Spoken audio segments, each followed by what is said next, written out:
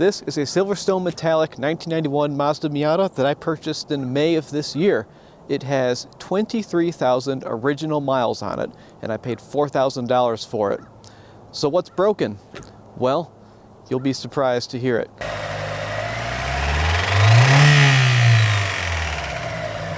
Like I said, folks, 23,000 original miles. This thing's paint is almost perfect. Just a few little dents and scratches.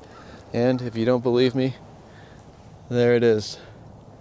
23,000 original miles. I used to have one of these back in the 2010s. It was black, and I got out of it to build my Volvo, and I've been thinking about these cars ever since. So once this showed up on Craigslist, of all places, I knew I had to do it. Look at that thing. It's so happy. And I love that little Mazda logo right there. So cool. But let me show you under the hood. It's really, really nice under the hood. And there it is. Squeaky clean. Definitely looks like 23,000 original miles. Brake fluid is clean, which is not something you see too often on these cars. I did swap out the clutch fluid. Clutch is great. I got brand new spark plug wires. That was needed. Everything else is basically original. Like these coolant hoses, pretty sure that's original. I think those heater core hoses, original. Probably the original radiator too. $4,000. There is no way you paid $4,000 for this car. Something's got to be terribly wrong with it. And you're right. Let's take a listen.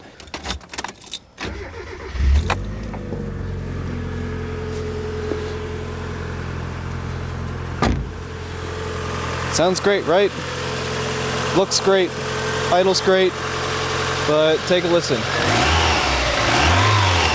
You can almost hear it. And there it was. It's gonna get worse as we go through this video, but I think that this thing's got rod knock. Let's take it for the last drive of the year.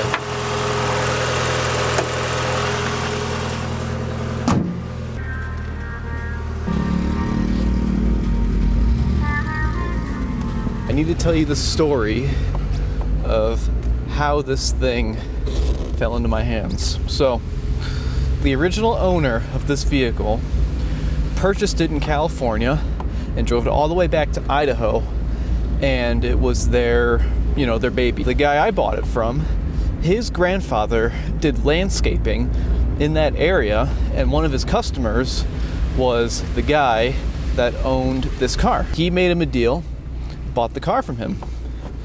So then he drove it, and then I guess at one point he stopped driving it and put it in the hands of his grandson. And the grandson is who I bought it from. And he decides for a high school project, he's gonna put a turbo kit on this thing. So he puts the turbo kit on it, he starts the car just a few times, but unfortunately, he realized that he drilled the pickup tube. So what did that mean? It meant it starved the engine of oil, and he basically destroyed the engine without even having fun with the turbo kit. So that really sucks. I'm gonna head out onto the main road right now, and you'll notice I am not driving this Miata how it should be driven. And that is because once the engine oil warms up, it gets really bad rod knock, and it's kind of an alarming and scary sound. It's not very nice. But let me finish the story here. He realizes his mistake, has the engine torn apart, and the head needs work, the block needs work. So the head was redone. I think he needed new camshafts even. That's how bad it was. And then that was it. The engine was rebuilt. He got it back in the car. So he does the 500 break-in miles, gets that done. And then he goes to change the oil. And he double gaskets the oil filter for a second time in this car's very brief life so far, destroying the engine. And that is how I am driving this vehicle right now. So, when I bought this car, he sent me a video of it running, and it sounded to me very much so like very typical NA Miata lifter tick.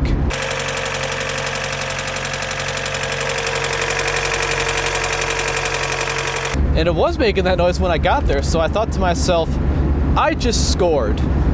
I'm gonna be walking away in this car with no problems. I'm just gonna drive it. One of the lifters just got starved of oil. Everything's gonna be just fine. Not the case. As I drove it more, the rod knock started showing up. The lifter tick did go away, but here we are. I've driven this about 500 miles on a bad rod bearing. You know, as long as you drive it easy,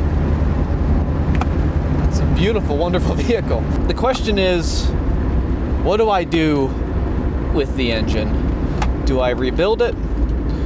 Do I do a swap? I think that just keeping the stock 1.6, fixing it, and going from there is the most cost-effective way to get this thing back on the road. This is the very last drive of this car on this engine, and let's pull this inside.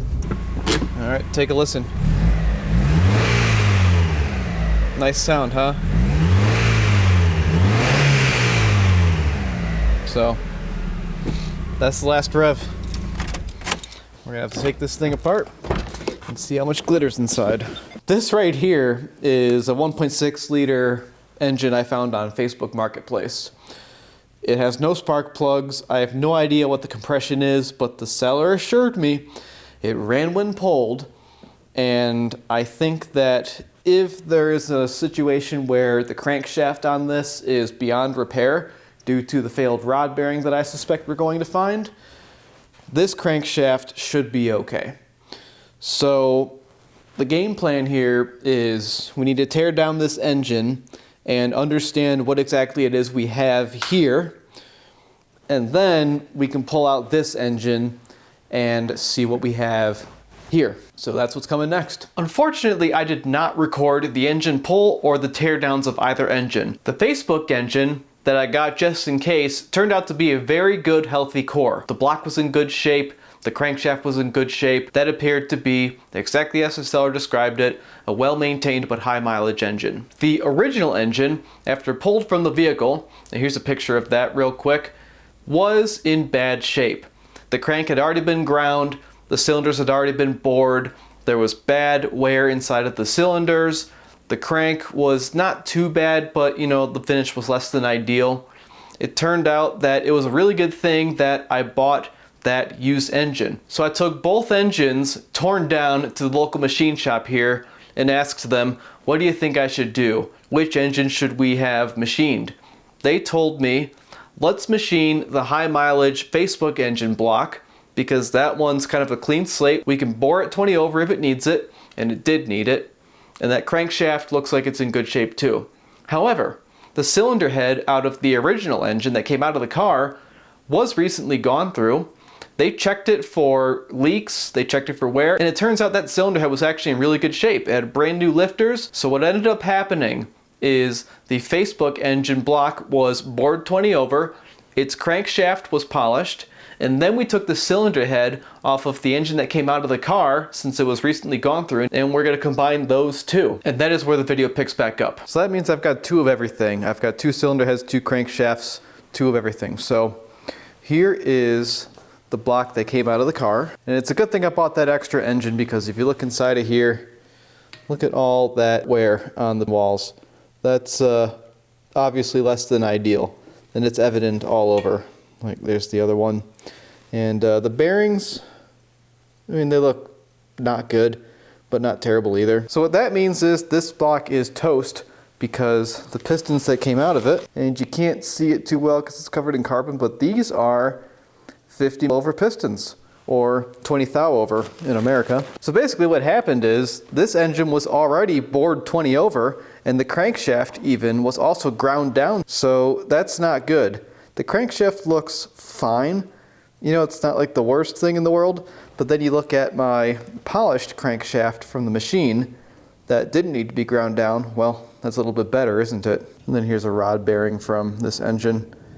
Like, I wouldn't say there was a smoking gun failure point. Like, I couldn't tell you exactly why it was making the noise it was making, but you know, obviously it was ran dry. This block has been bored 20 over. You can see in there, we are ready to go.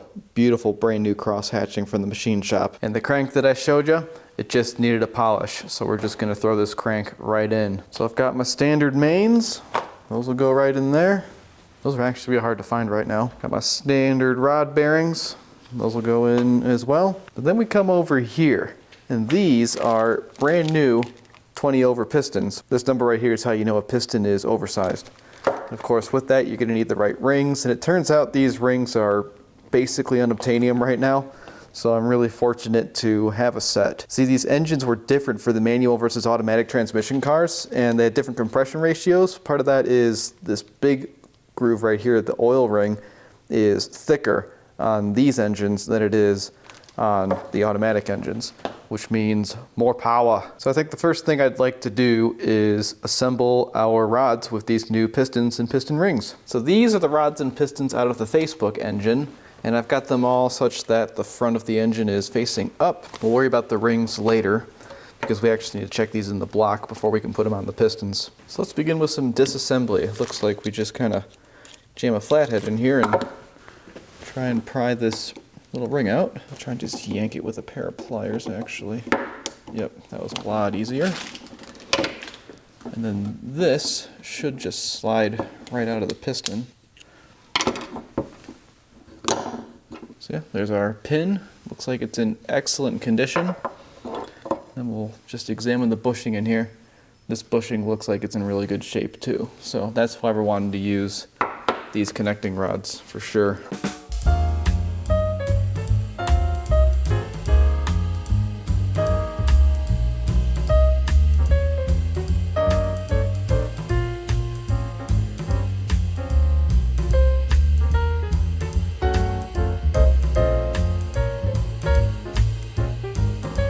And of course, with engine building, we must be clean. So let's take a moment and just kind of spray out these bushings.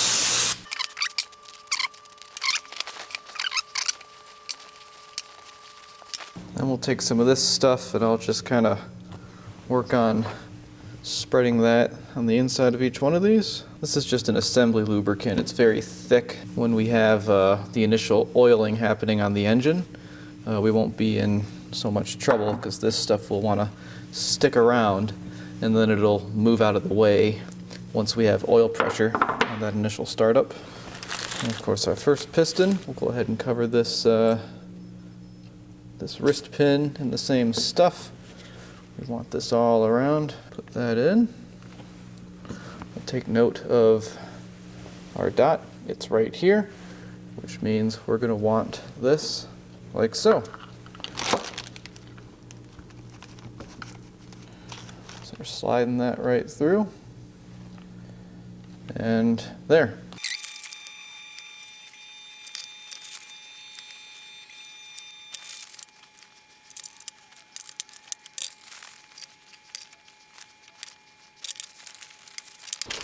Okay, now for the fun part, snap rings. Everyone's favorite kind of ring.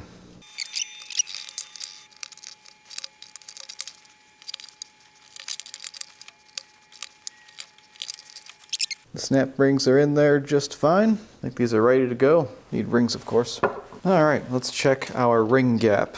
These are all secure, so we can go ahead and rotate. We're all good there. All right, so here's our rings.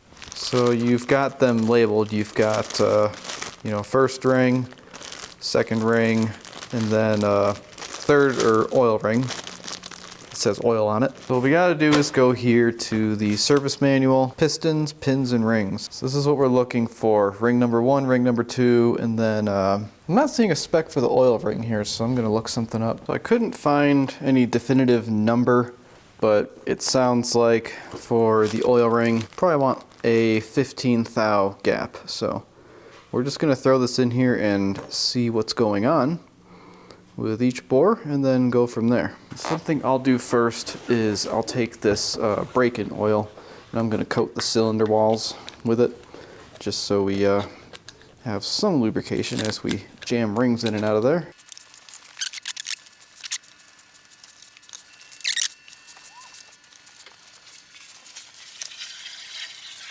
All right, so here's an oil ring. Let's just kind of set this in here.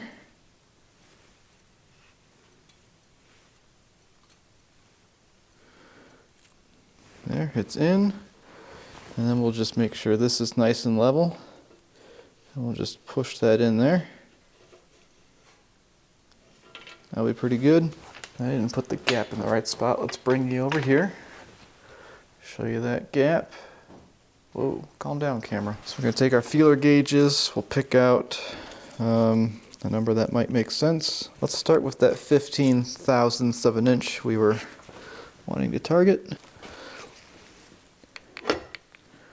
Okay, does that go in?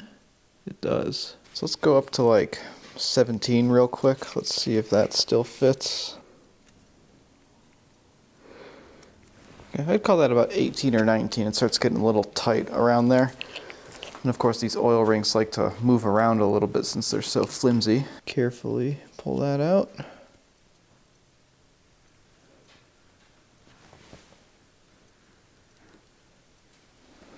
Let's try a different one. Just kind of place that in there. Just like that. We'll take our piston and just kind of push it on in there.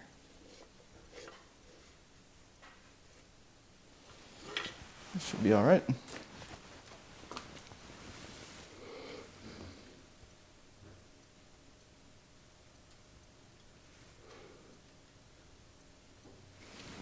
That one's rocking 18 thou. Not bad. All right, so all the rings checked out great. We got, oh, what was it? About 18 on all of these guys, the oil rings. Ring number 2, we got about 20 thou of gap. The specs said 12 to 18, but a maximum of 39. So I think 21, 22 is great. And then for compression ring number 1, we were getting about 14, 13. Which is just a little bit above the 6 to 12 range. So I'm pretty happy with that. I've got these 3 assembled. I wanted to do those off camera while I was getting used to it. So to assemble this, we just put the oiler ring on first, this guy. And then we'll take one of the rings we checked the gap on. And we'll just put this on by hand. We're gonna have this one go underneath that ring we just put on. And we take the other one, that's going to go on top of it. And then real quick, we want to reference this page of the service manual. You can see there's the front of the piston. I'm just going to assume that we're going to hold it like this, and then this is the way we're looking. We want the end of our oil rings to be down here, then rings 1 and 2 up here like so. So I'm gonna just kind of take this and I'm gonna find that groove in the ring, or the separation. See, there's the bottom one. I'm gonna take that bottom one and I'm just gonna use my nail and just kind of slide it until it's like right about here at that 30-degree mark. You can kind of see the opening there. And then I'll go find number 2. The other one's back here. Let's just kind of pull that around. Carefully. And we're about there. And of course we dragged the other one a little ways when we did that, so we'll just slide that over. And there, we're at about 30 degrees for our oil rings. Now let's go get compression rings 1 and 2. We'll start with number 2. We're going to have this text facing upwards. We'll grab it with our piston ring pliers. And we're just going to open that up carefully until we are in groove number 2. And we'll do the exact same thing for ring number 1 with our text facing upward. See, this says N50 for a 50 over cylinder.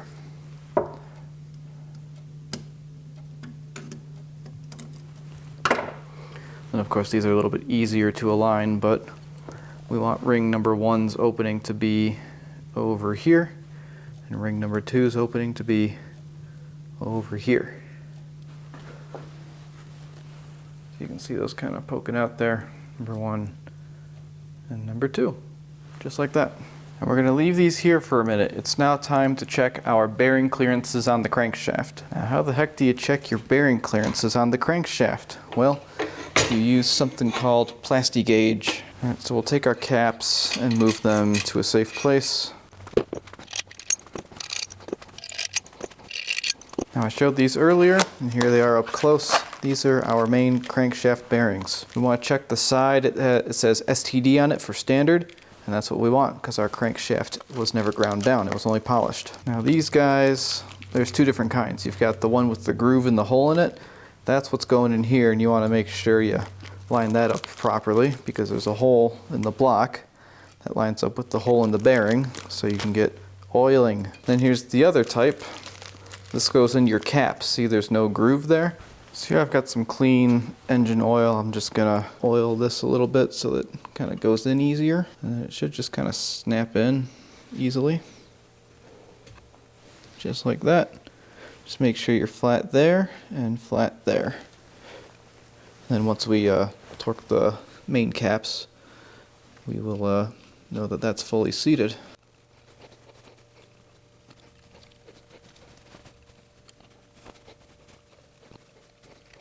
So over at the other table, I'm just oiling the inside of my mains caps. Then I'm going to get my other bearing and get that ready. There's a little tongue right here, just make sure you line that up with the cutout in the cap. Now you'll notice that I have not lubricated the bearings, and that is on purpose. I also don't have my thrust washers in, and that is on purpose.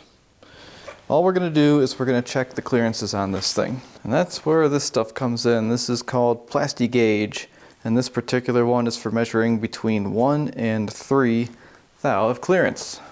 You can see a little scale right there. There's a little tiny strip of like goo in here, and we're going to cut this to the size of each journal. So here's my 5 pieces. We'll just open each one. There it is. It's just a little strip of whatever. And we're just going to put that right on the journal. What's going to happen is when we torque down the main caps, this is going to get squished. And then it's going to be a certain thickness after it's been squished. And then we'll know if the engine's going to blow up or not. So there they are, just sitting on top of the journals. Let's see what happens when we crank down the caps.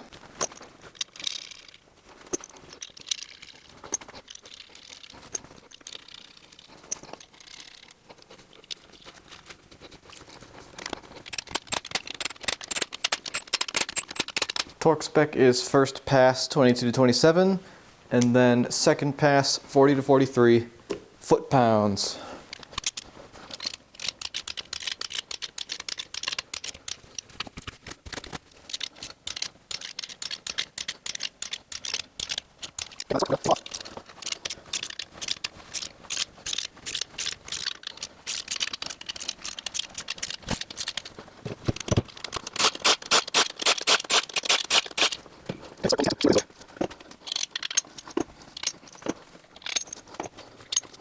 So you can see right here on this one, this is our scale. The size of the stuff when squished is going to equal what our clearance is. And when we put the scale next to it, the thickness of that is a little more than 2 thou, and the spec in the service manual is between 7 ten-thousandths and 14 ten-thousandths of an inch, with a maximum of 3.9 thou. So this is above the spec, but it's not too far above. Oil clearance is not a bad thing, and we're a little bit under the 2 according to this, so I'm pretty happy with that. I just checked the rest of them and they're all about the same. All right, first thing we gotta do before we put the crank back in is add our oil squirters back into the block. Oil comes out of this guy and it squirts the cylinder wall, and there's actually a little spring-loaded check valve inside of each one of these so that you don't lose too much oil when you're not running the engine. So oil pressure needs to build up in order for oil to get out of this little squirter. And installation is easy. You just drop it in and tighten the bolt. And yeah, I tested those check valves with my compressed air, just put it right there and felt for it to come out of that nozzle, and sure enough it did. Definitely don't want one of those being clogged up. Torque spec on the Jets is 104 to 156 inch-pounds. I'm just gonna do 140. Let's get our ultra slick on these mains.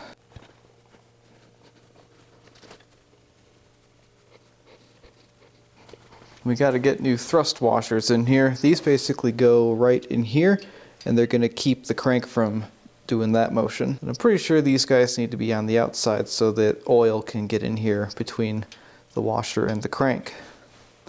But we'll need to get some of this stuff on here because it's sticky, and that'll help stick it on the block here because there's a little cutout for it. Take advantage of that surface tension of the Permatex Ultra Slick.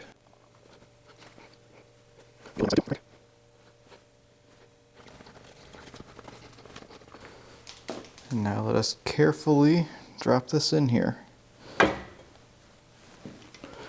Okay, there's that. We'll take a little bit of this, put it on each main bearing cap, and start seating them.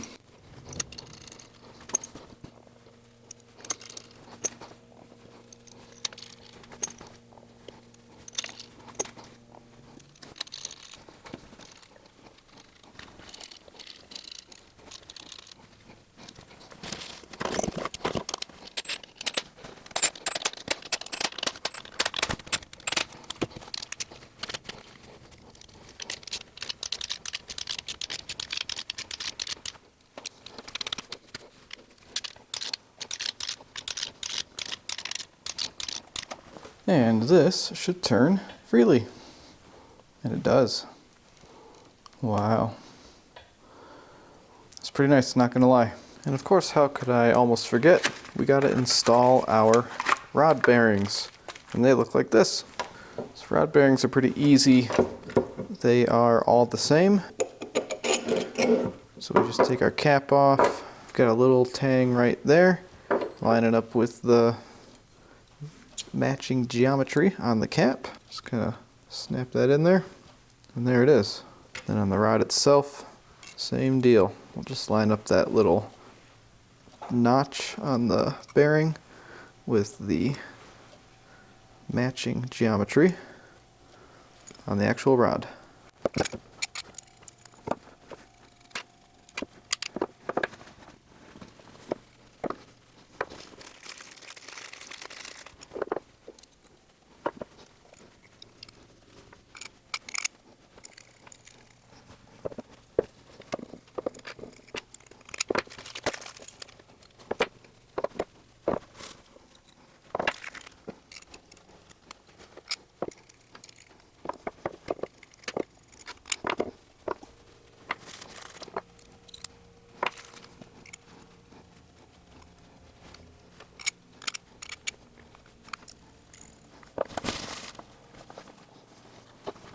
Alright, now let's get ready for the piston ring compressor. Let's go ahead and confirm that our rings are where we want them to be. Mine need to be rearranged. So we're just trying to slip this over like so, and we've got it. Now we want to make sure we kind of hold this where it is as we tighten it. I want that to be pretty tight. So now all the rings are compressed. Now we can move over to the block and put it in. All right, so we're going to take our cap off because we don't want that on here. Oops. And again, a little dot right there facing the front of the engine. So let's just kind of drop this in. So there's that. The trick with this is making sure your ring compressor actually stays flat, like nice and flush on the cylinder block, because if it doesn't, then the ring's going to pop out from underneath it and then you're going to have to start all over. So let's see if we can get it.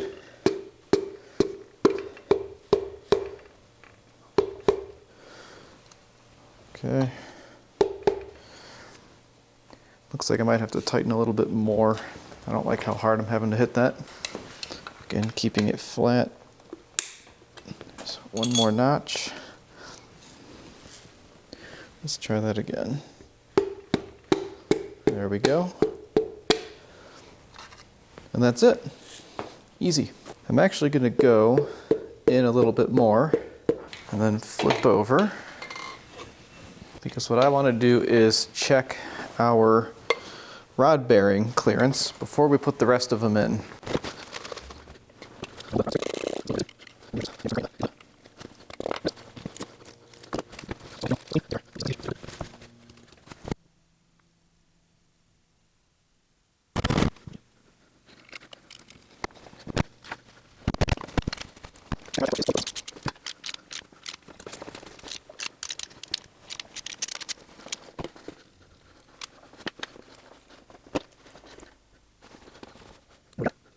And what do we got? Just a little bit over 2. And rod oil clearance is 11 10,000ths to 27 10,000ths. So we are right in spec with these guys. Let's clean this off and finish the job here.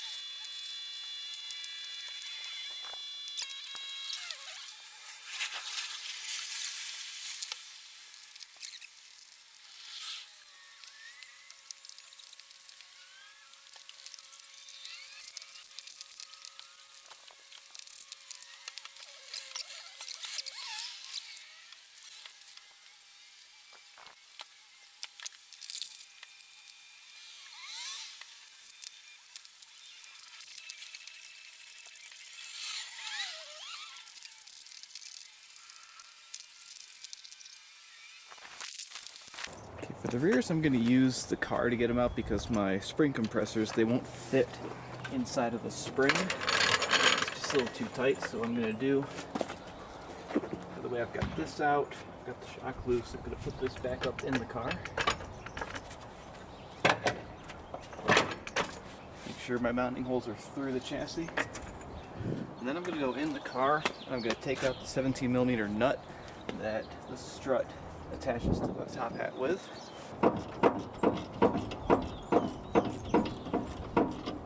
Okay, here's the nut. Now I'm just going to lower this carefully and spring decompresses.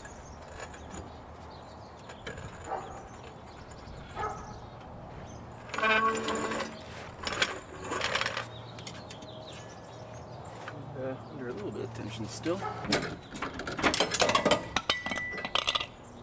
there you go. There's the top hat.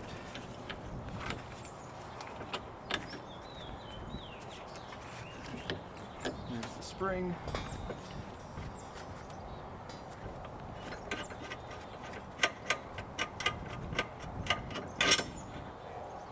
And there's our bolt. And let's see, how good is this shock? No rebound. No rebound at all. It's a good thing we're doing this. Alright, to get it back in, we'll just take the top hat with the little plastic thing and we'll put it in the vehicle.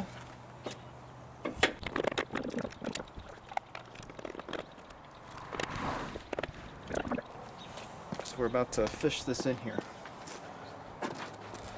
First we're going to take note of where the flat is on there and where it is on the strut mount. So for me that's facing me. Next I'll put this in the car, but I'm not going to put the strut bolt in. I'm just going to let it sit in that little pocket.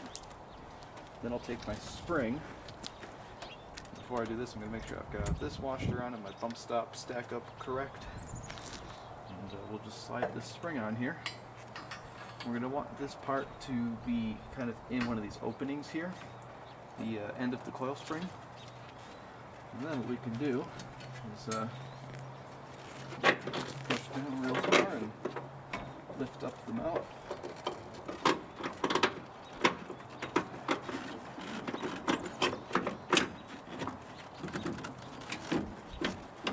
And now we're slid in, we're in the strut mount and in the control arm.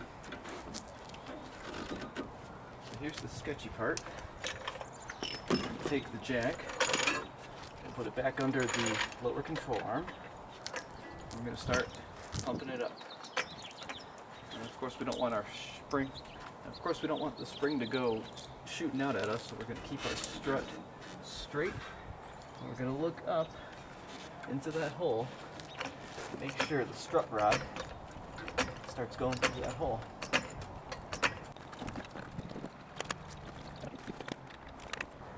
Yep, so I'm in, so I'm going to thread this nut right now.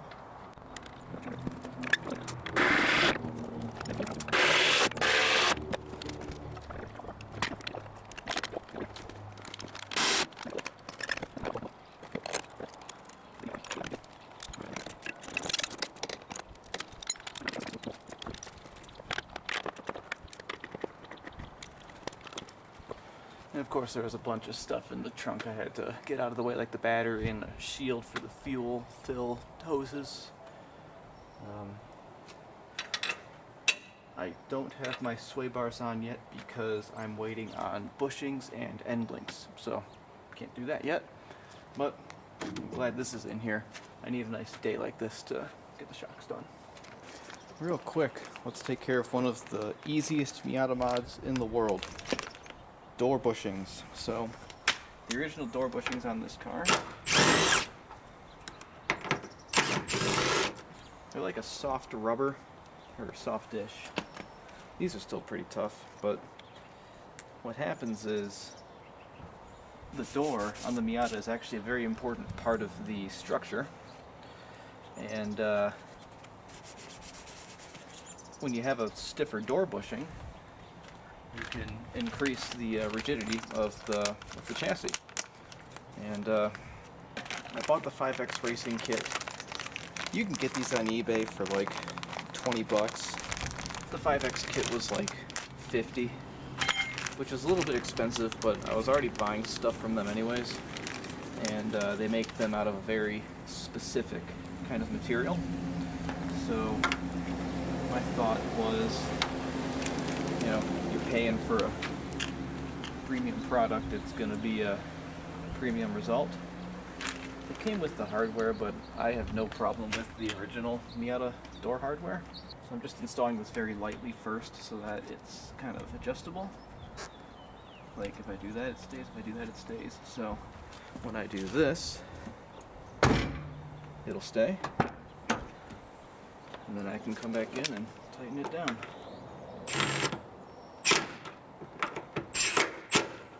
See if it's still good. Very good. So I got to thinking about the car audio, and you can see here I've removed the speaker. It's pretty easy. It's just a plastic trim tool and then 4 clips that comes right off. And my speakers were original, and they connect with the factory connector right there. So I went to go connect it to my new speaker, and you can see right here the new speaker has your very standard quick connect, and then over here we've got that mating connector. So I thought to myself, what can I do about that? Well, you can actually transfer this onto there.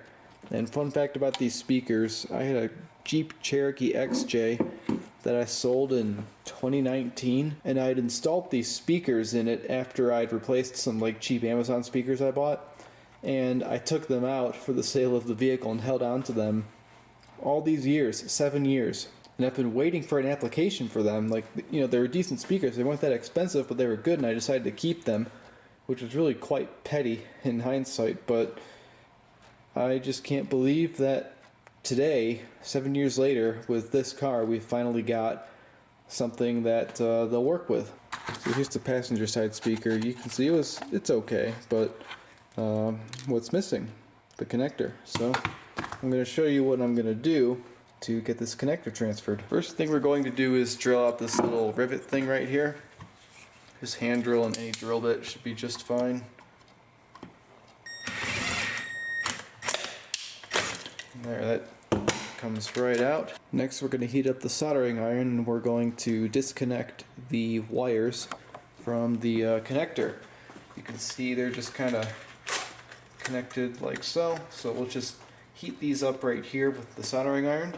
Might need to tin it first, which I'll go ahead and do. Yeah, longtime viewers recognize this soldering iron. This is where it lives now, the garage. So there's the one, and there's the other. Next I'm going to go in here and kind of open up these holes a little bit so we can get something through them, just like that wire was. Next I'm going to take some wire cutters, and I'm just going to cut off the excess of this circuit board material or whatever.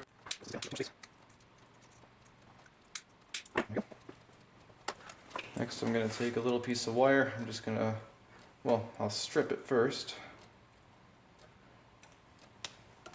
and then I'll cut it.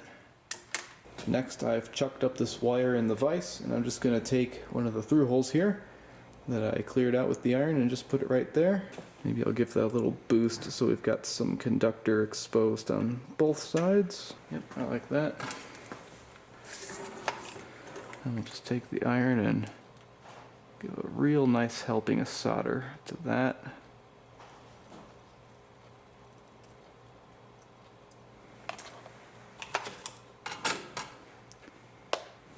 And then we will do the same thing for the other side here.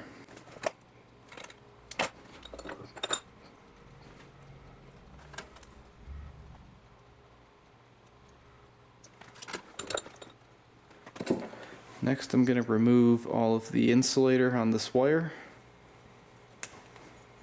Just do it piece by piece. We're going to connect this to the speaker, and we'll just let each of these go through the hole on the quick connect. Just kind of bend them out of the way.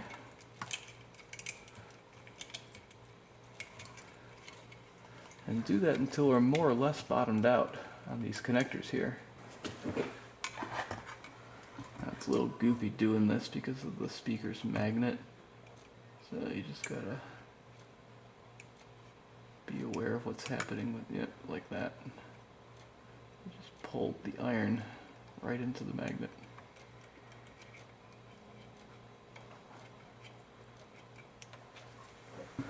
And we'll trim off the excess with the cutters that keep getting sucked into the magnet.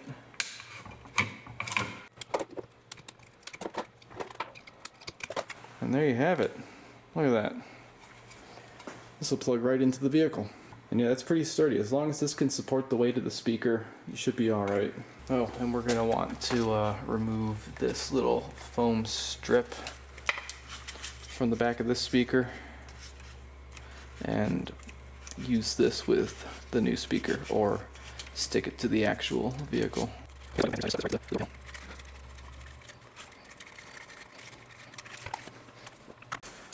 we'll just take this and place it in line with the screw holes.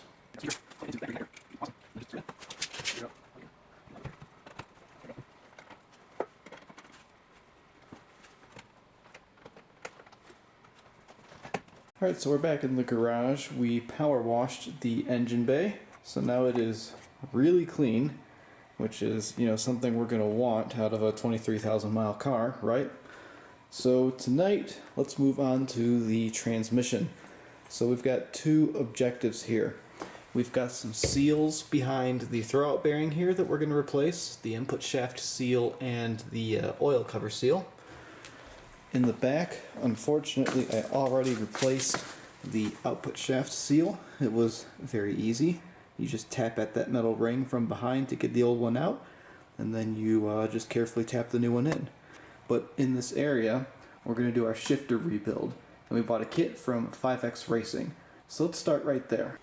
So when I had my first Miata, I worked with 5X Racing, and I bought my shifter rebuild kit from them because they offer this upgrade here. This is a bronze shifter bushing, and this is just going to give you better shifter feel and stuff, because instead of a piece of plastic, it's bronze. And we're going to see how this fits in just a second here. This kit also includes some shims, and this little guy right here will be replacing that, and reading the instructions here because I forgot. And then they sell Mazda genuine this piece right here, and then this one's going to go in the car. Even gave me a sticker and some candy, so you love to see that. Support small businesses. In fact, I think I'll have one of those right now. So I'm salivating a whole bunch as I'm trying to narrate this.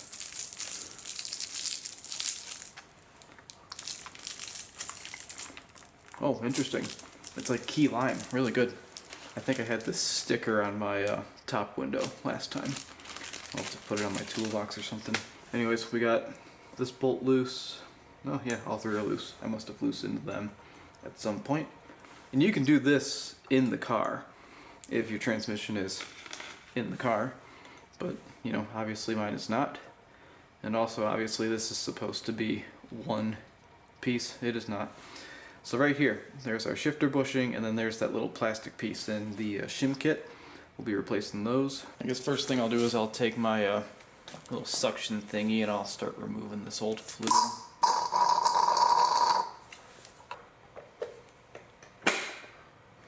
Looks like I got it in a gear. Now I can fit this into the bottom. Suck out all of it.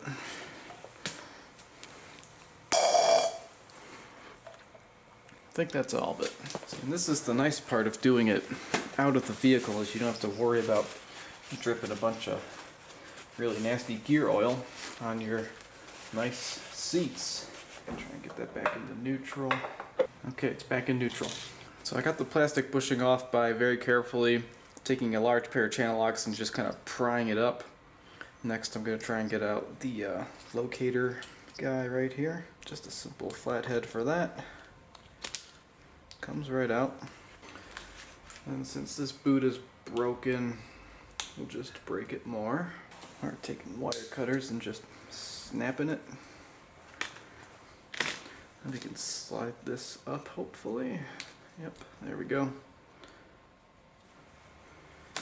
And then we've got this ring with the wavy washer on it.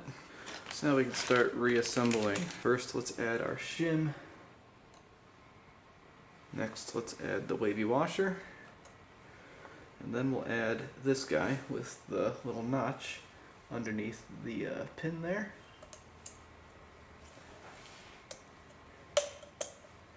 And now that first part is done. Next, we'll take this wavy washer with the tabs and mate it to the tabs on this other plastic bushing. And we'll just drop this on here because we know that's where it's gonna go. Take our new bushing for this and snap it into place. Well, it doesn't snap, but whatever. This new bronze bushing does not snap onto the shifter, it just kind of slides onto the shifter.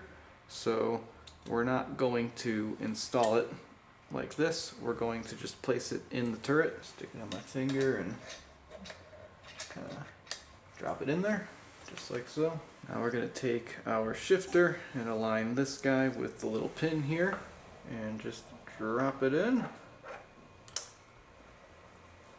You see this guy comes down with it. So now what we're doing is we're kind of putting that right in there, and we're going to look straight on to see if this plastic one, the change bushing, is perfectly level with the machined surface of the transmission here. So I'm going to take a look, and I did install my shim because I found a shim in there, and I'm finding that this thing is just right.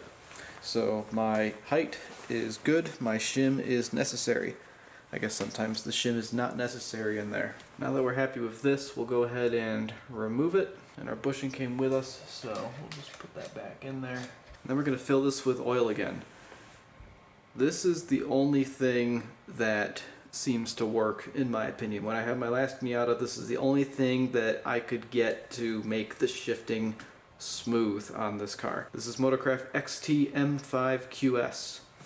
Manual transmission fluid. This is the only stuff that I could get to make this work the best. So that is what I recommend. You can get it on Rock Auto. The instructions say the oil you use here isn't as important as what's actually being used in the transmission, but I think I have enough here for everything. And I'm filling this until the shifter thing is kind of submerged.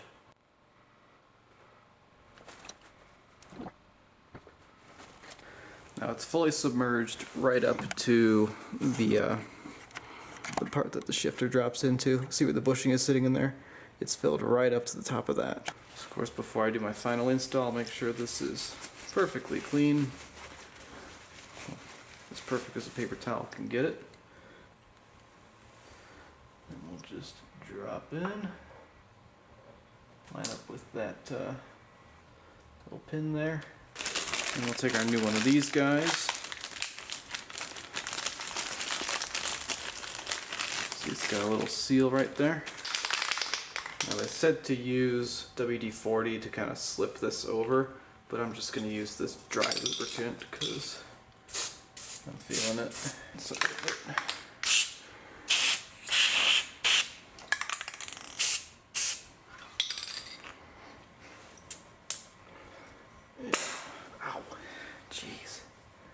okay, well, that worked. Now we just put our 10mm bolts back in and torque them to spec.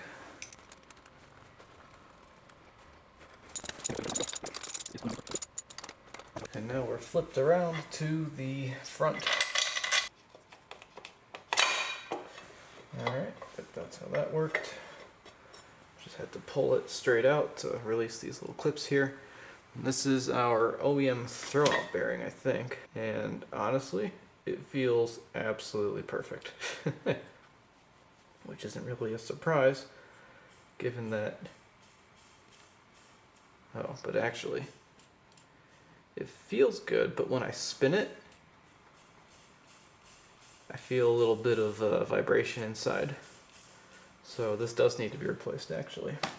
Next, I believe the input shaft seal is back there, so we'll need to remove those 12s.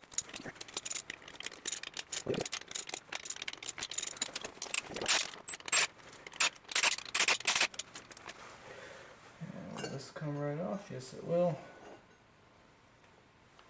And back here sits the input shaft seal. There's also a paper gasket sitting back here.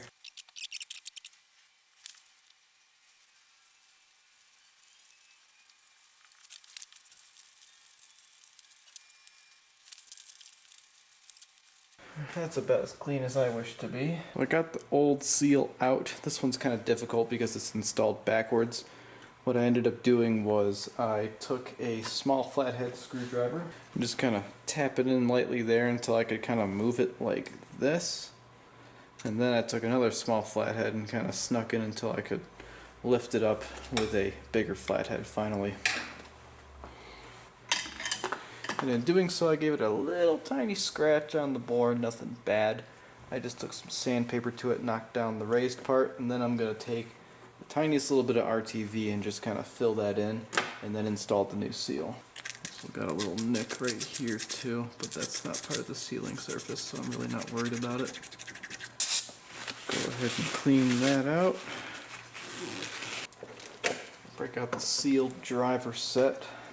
And this one will do just the job for us. It's going to fit great. But this is barely necessary. I don't think this is truly necessary given what I did with the tiny gouge, but I'm just doing it anyway. And a new part number, Mazda OEM. I'm going to install it backwards from what we're normally used to seeing here. And we'll just get driving here.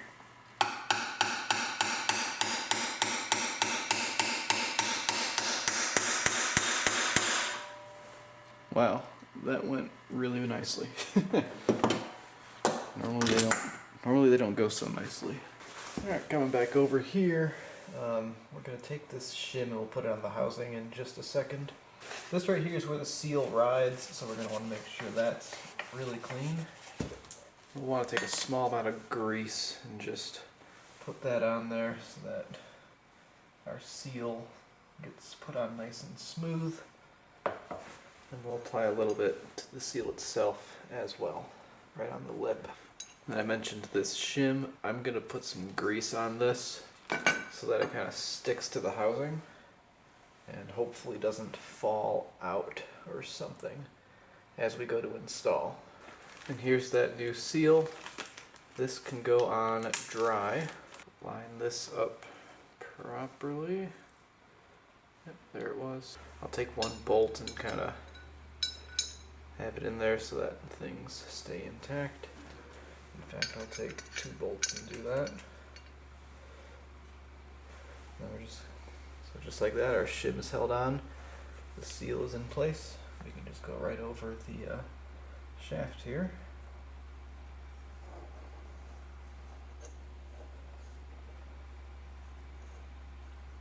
Carefully. And I just felt it kind of slide over. And then I'm going to go ahead and torque them to 15 foot-pounds.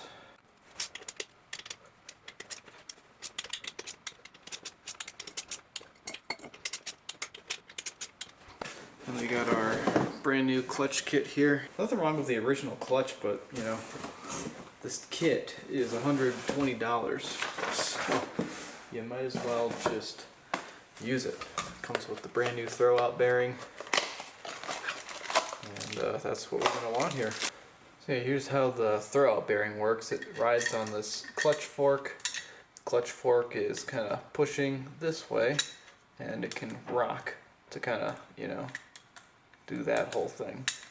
So we need to add some grease, obviously. So we'll go ahead and we'll get some grease on this part of the input shaft housing, because that's where our throwout bearing is going to be riding.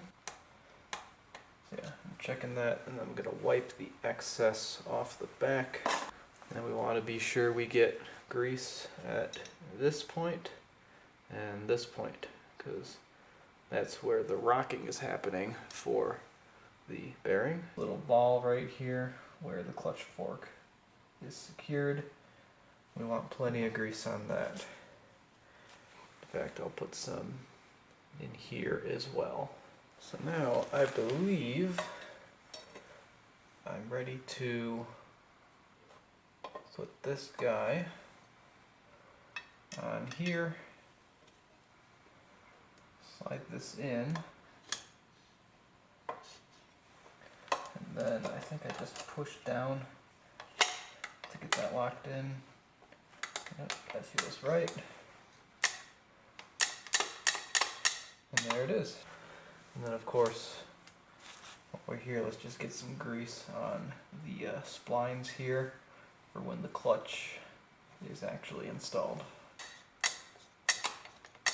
I like the way that feels. And of course we'll get this boot back on here. And that's all we need to do to this 23,000 mile transmission. Just the seals, throw out bearing, grease the fork, and the shifter rebuild.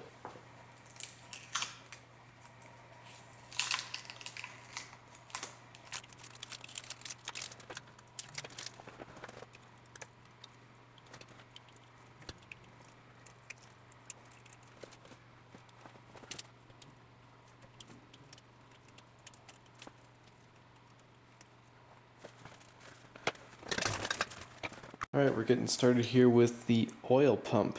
And this came with a front main seal installed, but I removed it because I'm waiting on an OEM Mazda front seal to install here.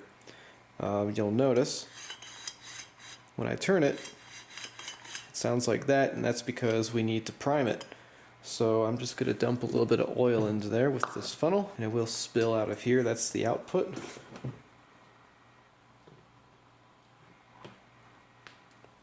And yeah, I'm just going to make a bit of a mess here, but it's okay. So I'll just go ahead and turn this.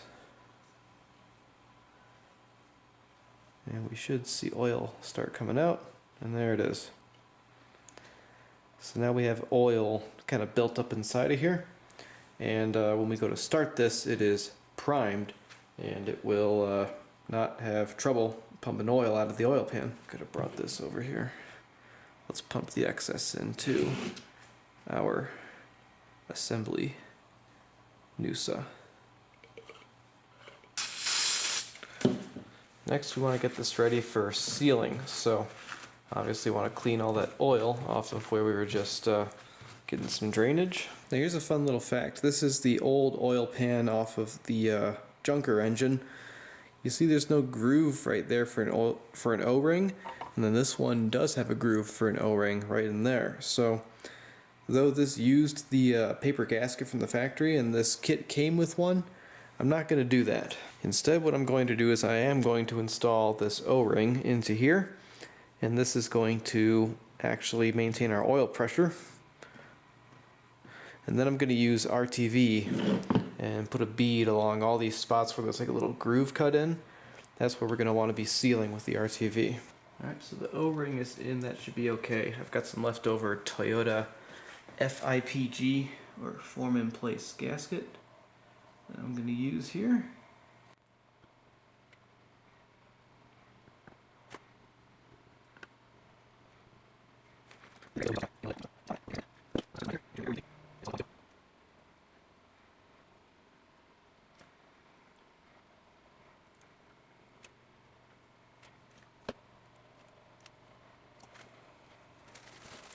And for this part, we'll want to make sure the drive gear is lined up with the crank, so we've got our flats kind of going basically straight up and down. So now let's slide this on as it pees oil everywhere.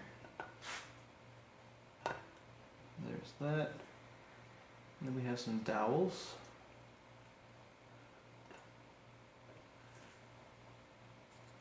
Right, we hit the dowels and just press that on there. Start running our hardware through there.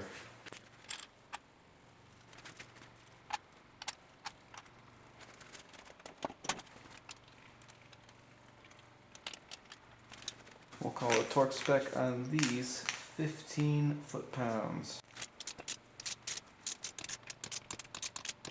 Excellent. It's time to install the oil pan. Now this is the baffle or windage tray, and it's going to go on first, like so. And we're going to put some RTV on these surfaces so we can get right there, and then we're going to install the pickup tube, which goes there and there. Right. We'll go ahead and get our mating surfaces very clean.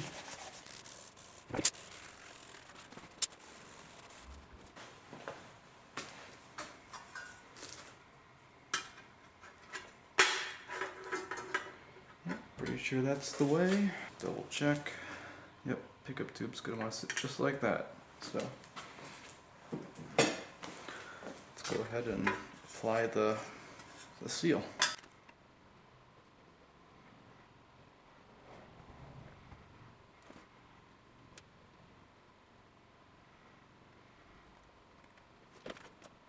Okay, let's give it a try. I'm going to bolt that down temporarily.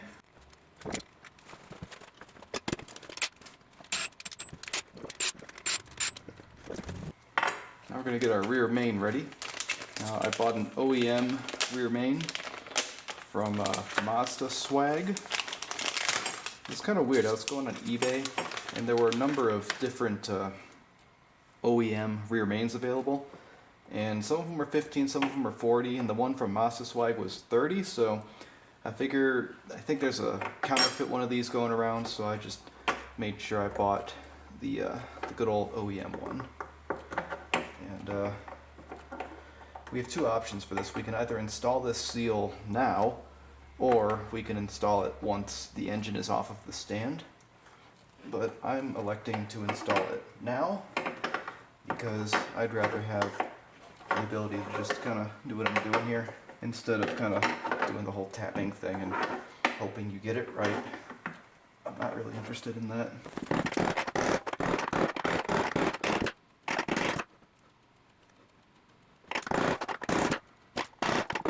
That's looking pretty good to me. I'm going to take a small amount of grease and put it on the seal surface so we don't tear this up when we start the engine. And then we'll apply a decent bead of sealer to this. This is one we really don't want going wrong, right? And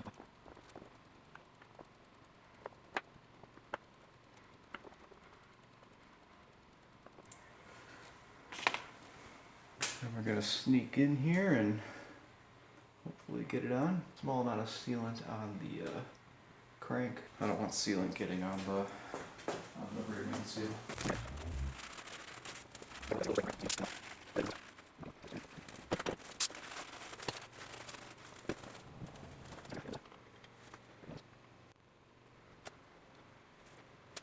Okay, I think that's okay.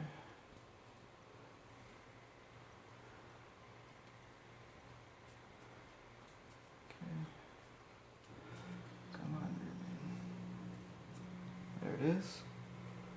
Okay, and then we have two dowels that we're lining up with to make it easy. And there, I think I can start driving in some of the hardware.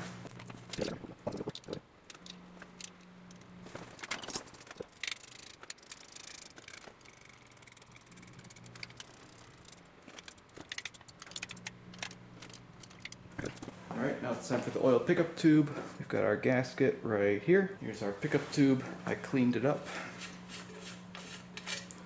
We'll just set that on there. Oh, gasket's going all over the place. Just make sure that's lined up as we put our bolts through. Oh, whoops. I forgot. We want to do a little bit of Loctite on these.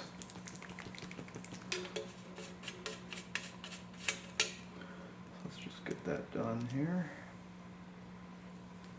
Small amount of Loctite.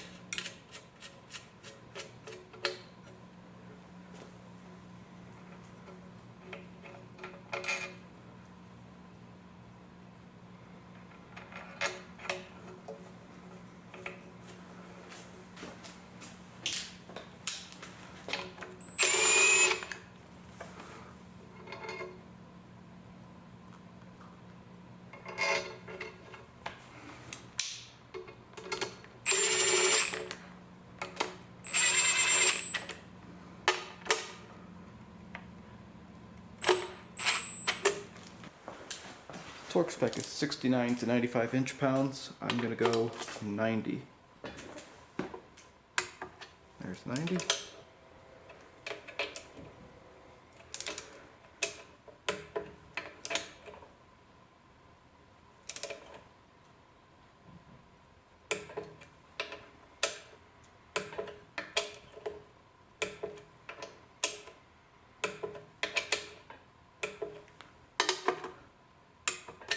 There it is. All right, I think it's time for the oil pan now. So that means we're gonna need to put gaskets here and here. We've got this one that goes there. This one that goes here. Yeah, it's not exactly clear what you do with this, but I'm just gonna put RTV on both of these. I think that's the best approach here.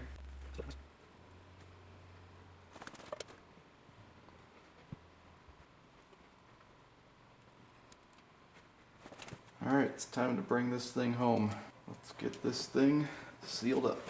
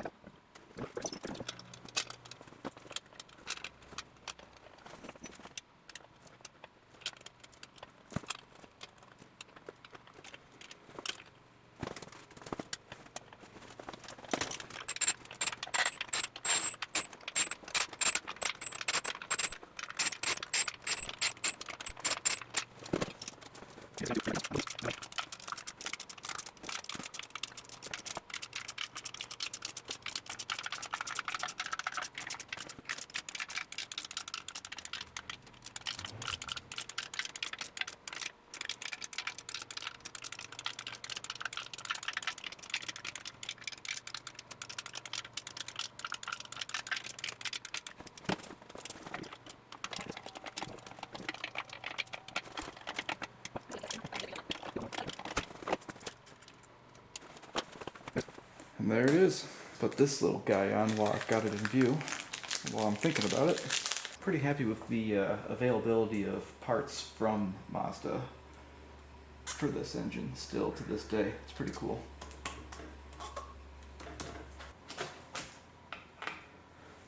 Oh shit.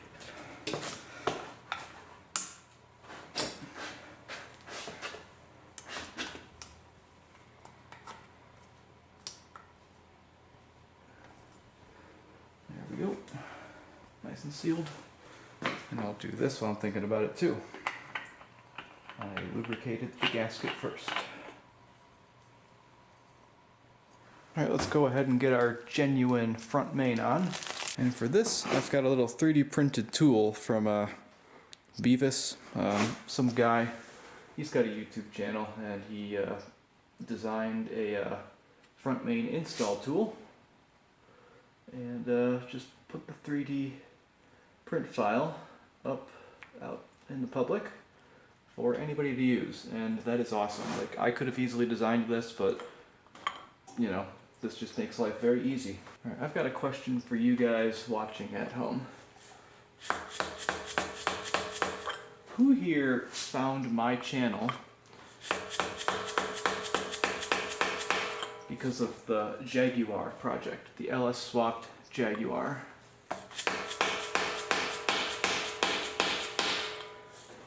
I'd like you to, say something in the comments. Like, I'm just genuinely curious. So I've got ARP head studs because that's what the engine that came out of the car had since it had been rebuilt. I don't really know why they put ARP head studs on a stock engine, but here we are. ARP wants you to use like a very specific ARP lubricant to put these in. The Flying Miata instructions say moly grease. I don't have either of those, so I'm just going to use some wheel bearing grease, just a little bit, and we'll just install them with that.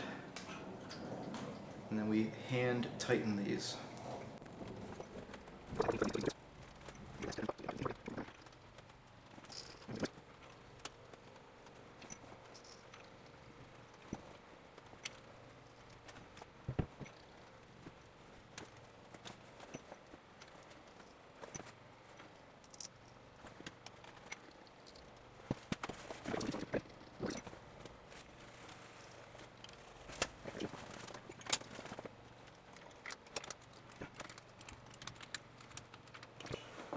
I'm just going real light with the Allen key here, just to make sure I am like all the way in.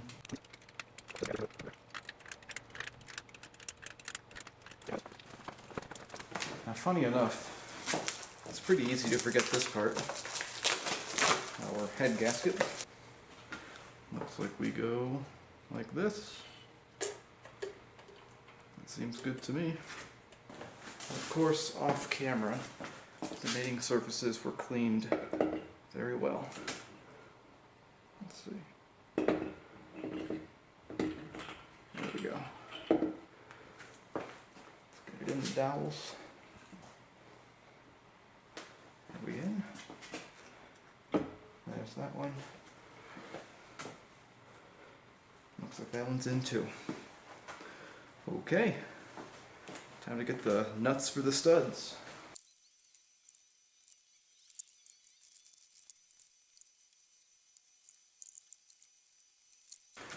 Torque spec for these is 65 foot-pounds, but I'm going to go ahead and start with 20.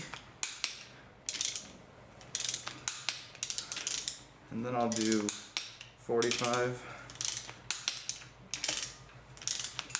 And then 65.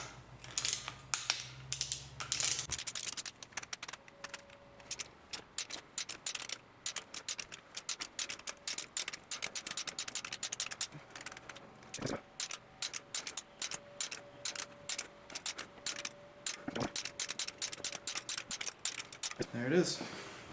Head is on. So as it turns out, this hose and this hose are some weird size, and Mazda sells the little molded hose sections. I tried using just good old 3/8 transmission line, but it didn't really fit too well.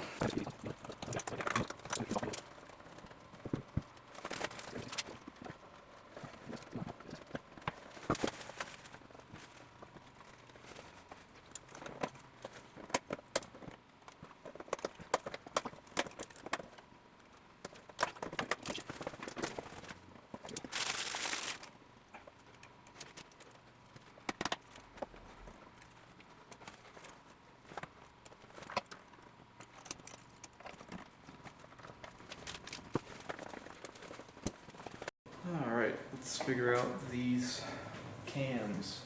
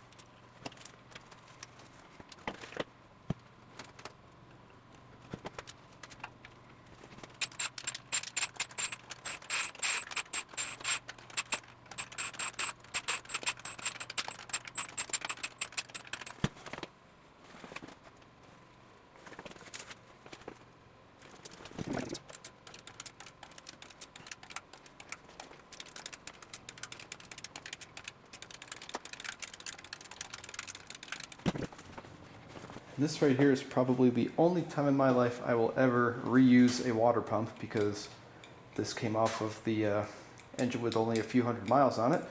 It's the metal impeller type, and it feels really good. So I'm going to reuse it. And for that, I will need a gasket. It's just a paper type gasket. I'm going 19 foot-pounds for these.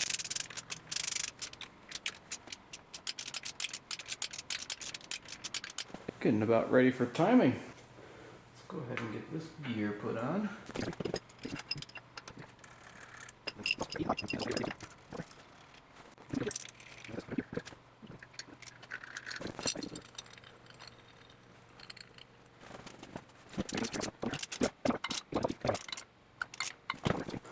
And now it's time to consult my boy Greg Peters, who is Miata Dad, Car Passion channel.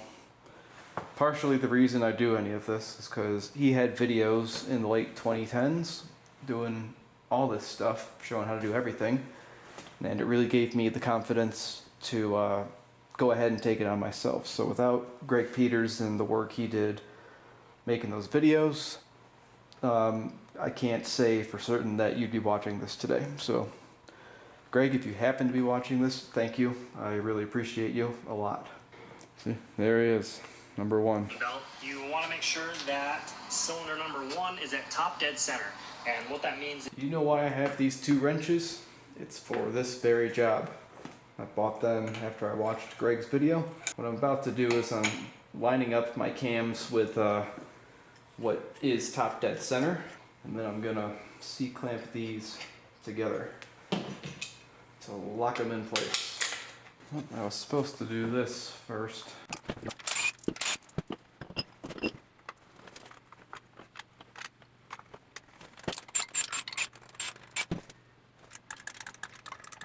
Install your new timing belt idler.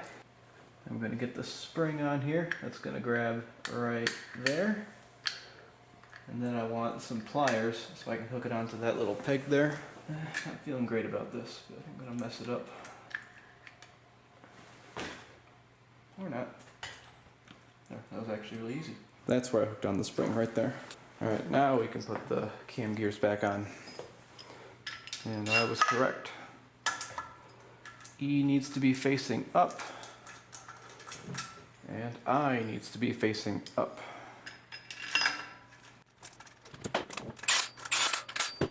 Right, now we got to bring the engine itself to top dead center. Let's just run this in.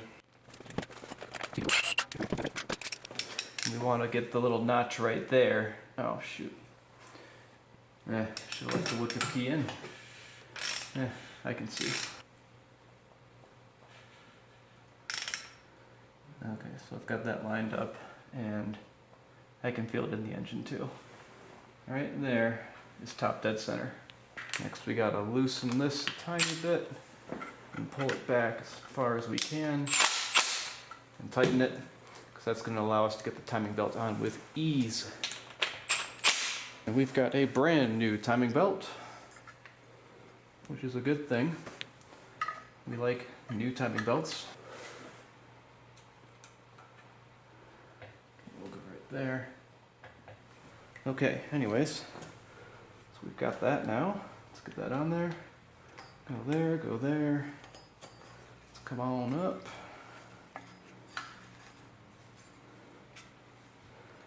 And get it over these cam gears.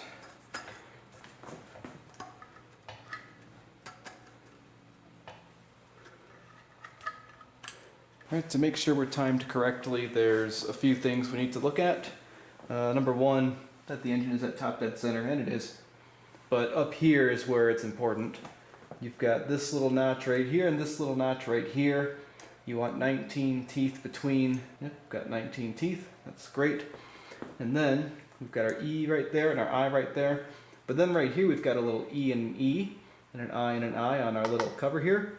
Those need to be lined up as well. And on this engine, they are. Next, we're going to take our harmonic balancer. There's two pieces here. I just have this one threaded loosely with the little washer there. Just going to stick this on. And I'll install the brake bolt, not all the way.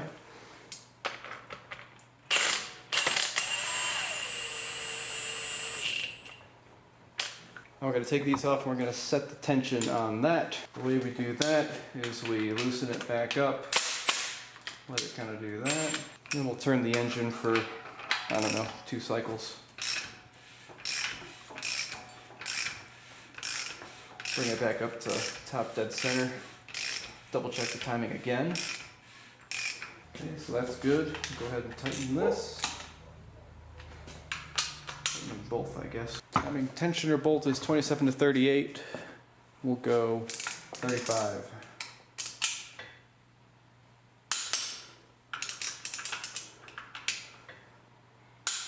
Let's get the camshaft sprockets torqued. 45 foot-pounds for these.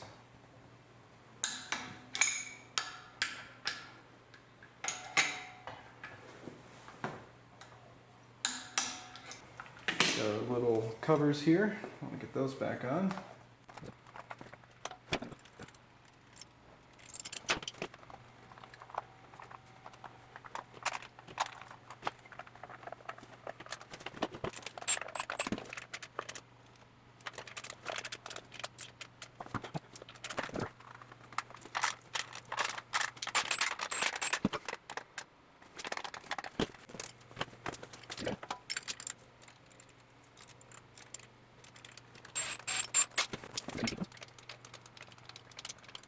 Next we'll take care of our thermostat, the spring facing down.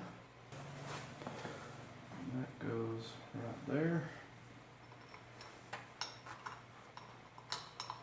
I don't know, I'm just going to torque these by hand until they feel good to me. That feels like it. And that feels like it. Cool. Now I've got to get this guy on. There is an O-ring here that I replaced. So let's get these bolts out. Of course we need the gasket. The gasket on with the one. Just start that. Make sure we line up the gasket for the other one. Am I in it? Yep. Coming around to the back, I've got this thing reinstalled for the heater core. And then I've got this little cap replaced. This is a Mazda part. But now I'm ready to install my my cam angle sensor. So I just installed this cap, and then I've got a new O-ring on here. And I guess we'll just make sure that this is turned such that we're lined up with the camshaft. I can kind of see that through here. And then just well, maybe I should loosen the cap. I'll just make things easier. I don't need to push so dang hard. There we go. That's in. Get those started. Then we have a bolt with a washer that we need to install here, and this is going to set our spark timing.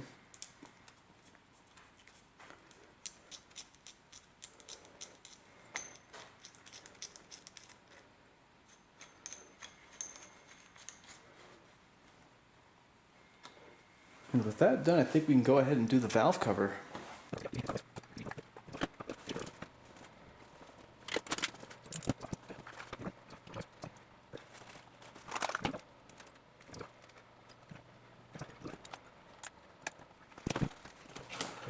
Take a look under. This is obviously very clean, because it really hasn't been used much. Now we gotta put in our new gasket.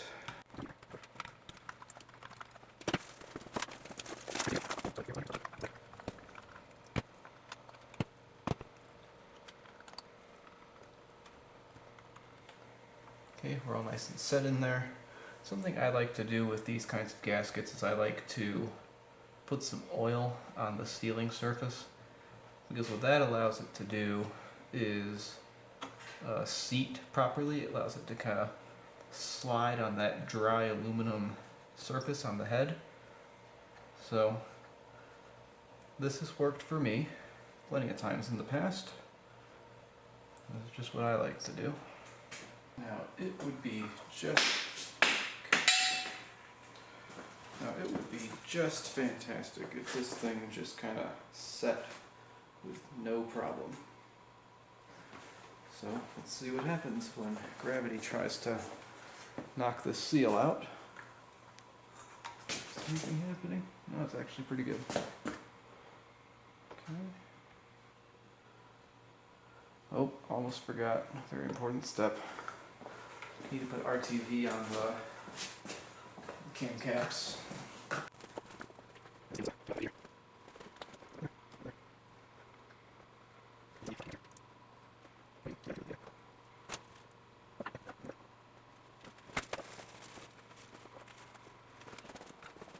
Okay, I wish that was a little cleaner, but whatever. This should be alright.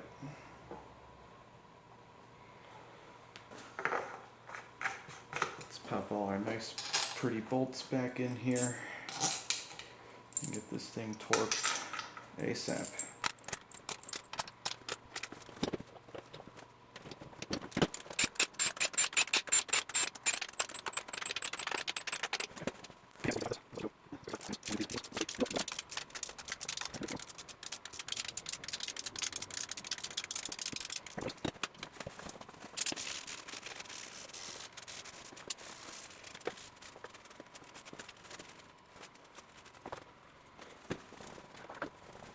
And while we're back here, let's get our coil back on.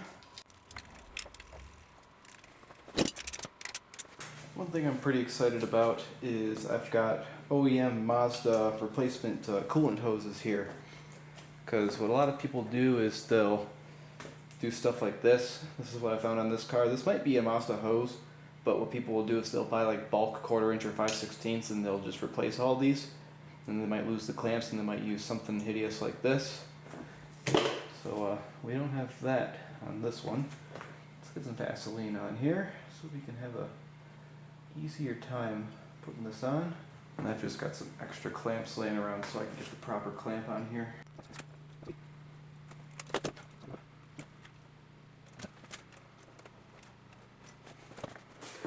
Here's the intake, and there's really not a lot to do here. This was all working pretty well, so I intend to just kind of leave it how it is. I think our fuel lines are going to be okay. They feel soft still. This should be okay, but I need to replace these coolant hoses like we just did on the engine.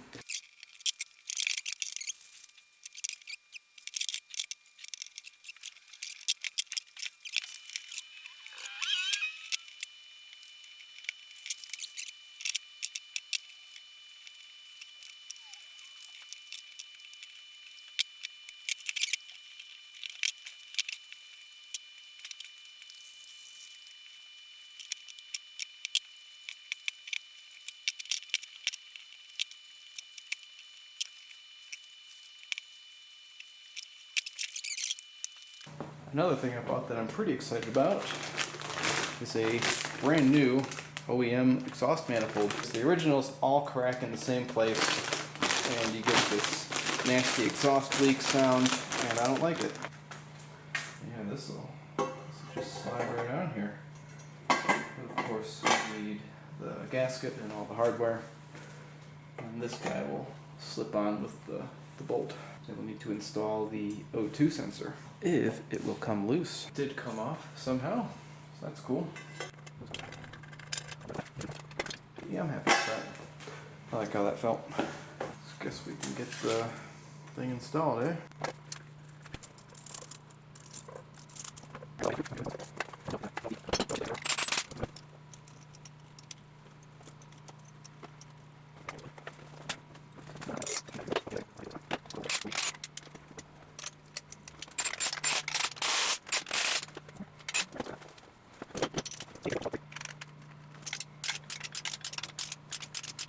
Alright, let's try out the intake now.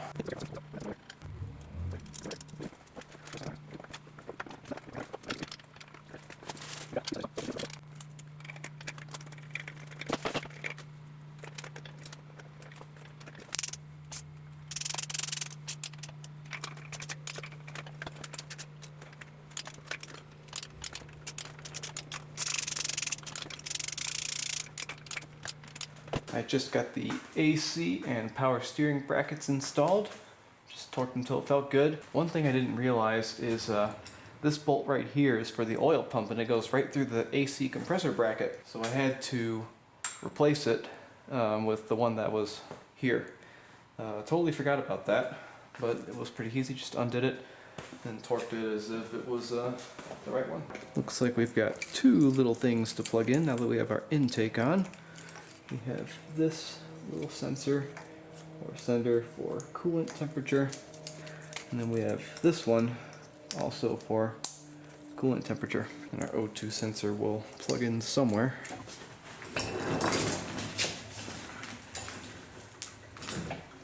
It's time to reattach our alternator. How does this go?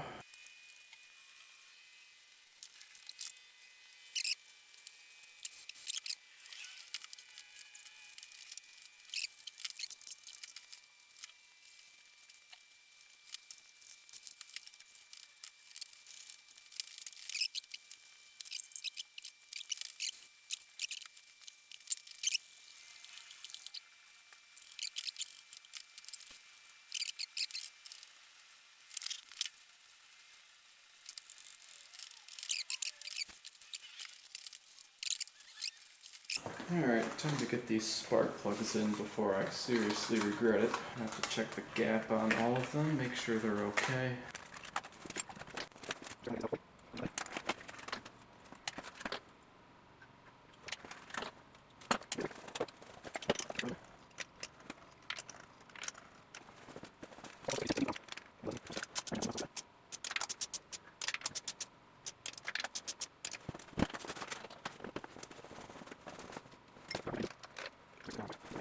I just nearly missed something that could have been catastrophic. That right there is an opening in the oil pump for front wheel drive application dipstick. The new oil pump did not come with a plug, and I started getting all concerned, like, oh man, where am I going to get a plug for that? And then I go on the internet, Mazda Miata sells them brand new, and there's a line in the description that says, you could probably get your plug out of the old oil pump, but why risk it? So here's the plug I'm gonna install. I am going to risk it. I'm gonna cover it with sealant. Let's see if this thing can get it. I'll just try and tap that right in there.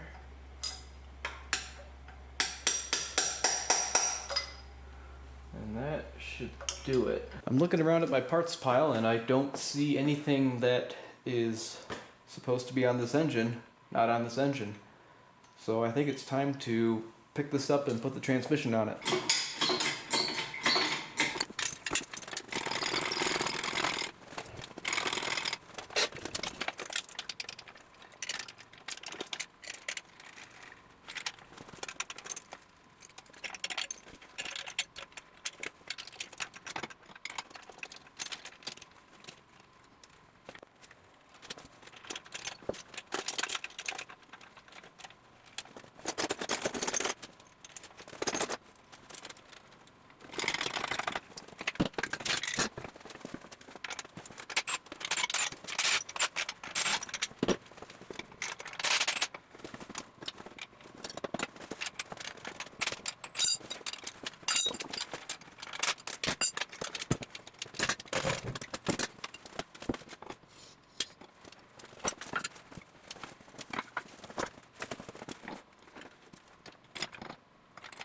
Alright, it is clutch and flywheel time. This thing's gonna go right here. Then we'll be able to install our new flywheel. Of course, the new flywheel will need a new pilot bearing. The new pilot bearing came with the clutch kit. That should be good. Got our flywheel bolts from before. Go ahead and try and mount this thing.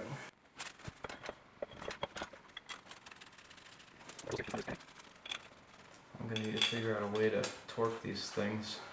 Of course, I'm going too far, folks. These all need blue Loctite. Okay, I think I got it figured out. I have a long bolt, just a scrap bolt going all the way through one of the clutch holes. And it's going through to a little hole in the block of the oil pan. And I think that's going to be enough to provide some torquing stuff. So like I said, blue Loctite, so we'll just tighten this one right here for now. And then we'll take each of them out and get some Loctite applied.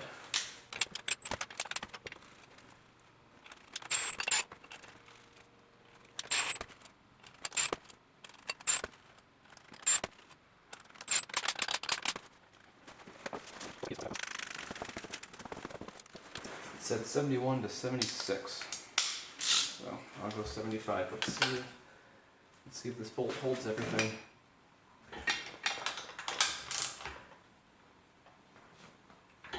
Yeah, it will.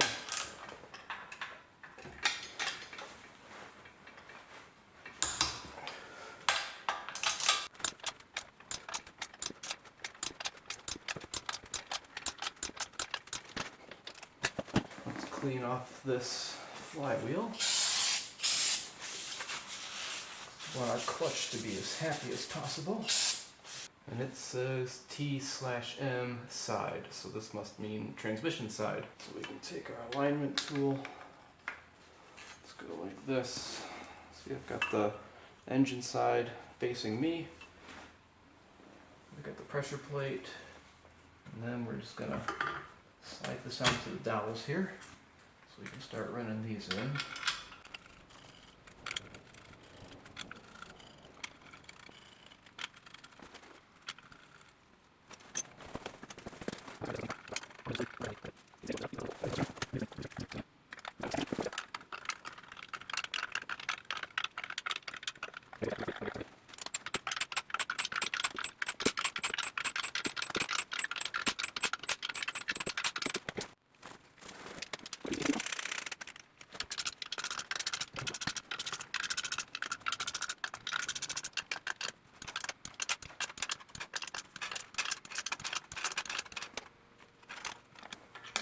And again, right there, that tells me things are going to be okay. Alright, remember this thing? It is back. And we are too low.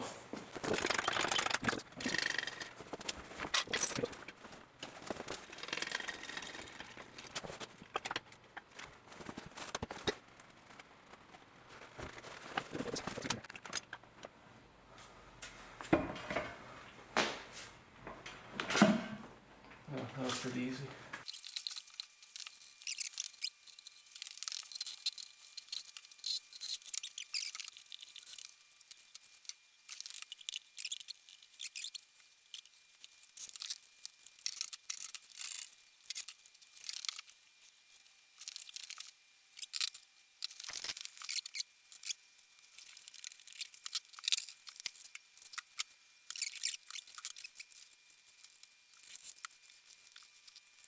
Alright, we've got help today. We're going to jack the car up so we got more room for transmission fun.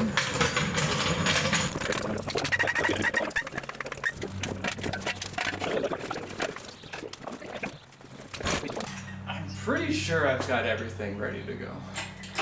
Well, that's why we're here, because we're pretty sure everything's ready to go. Yep. We're not in charge of ready to go, we're just here for extra. Pretty much where's my lawn chair, actually. I mean, that combo weighs what, like 400 pounds? You could put that jack, that arm out all the way. Oh shit, I totally forgot to do that. Yeah, well, that's kind of, you know. I completely forgot to do that. Thank you for pointing that out. Actually, we're going to need to come forward a bit. And then come backwards.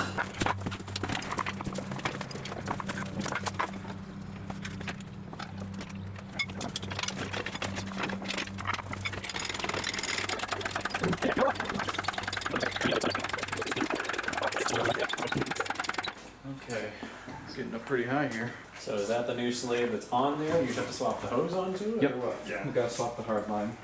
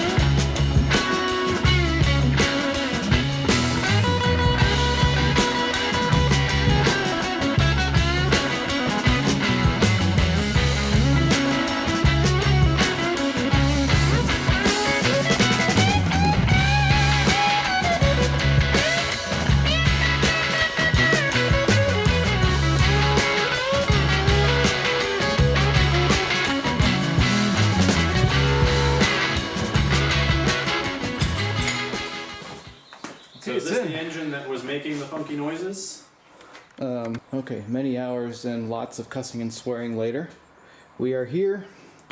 We don't have power steering or radiator or AC hooked up. And we still have to plug in the airflow stuff, but what I've done is I've got the fuel injectors unplugged and the coils unplugged. And what that allowed me to do was crank the engine under high stress. And let me just show you something. Okay, I cannot get the camera because I need 3 hands, but watch that oil pressure gauge. Look at that. And that's just under cranking. So this thing is gonna run. But in order for it to run, of course, we gotta plug the coils back in. Click. And the fuel injectors.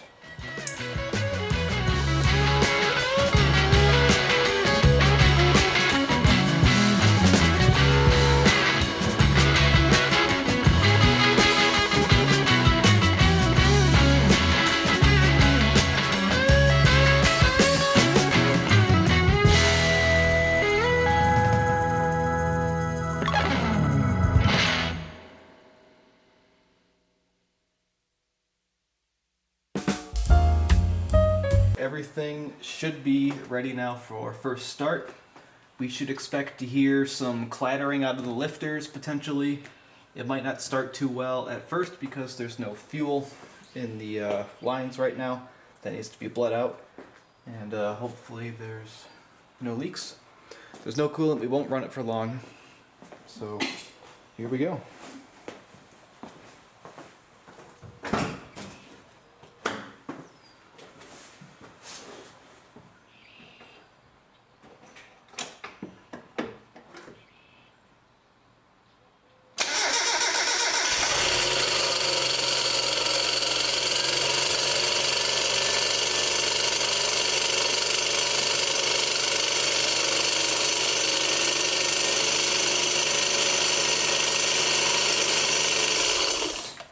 Connected the throttle cable.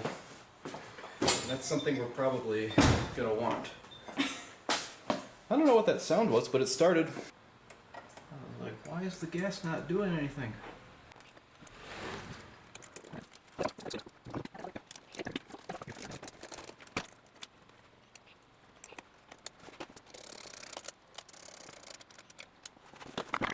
see if we can find out what that squealing noise is.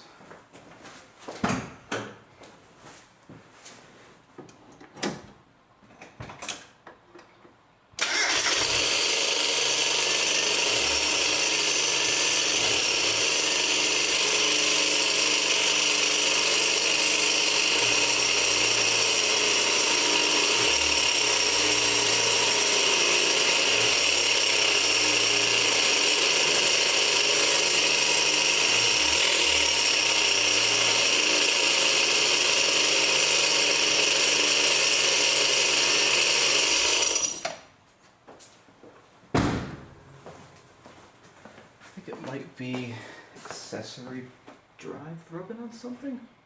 It's definitely coming from the front. Oh, I know what it is. I never tightened the water pump pulley.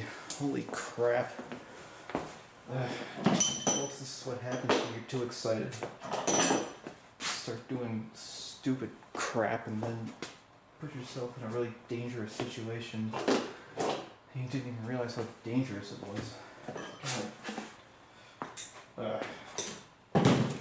I'm pretty unhappy with myself over that. I'll tell you what.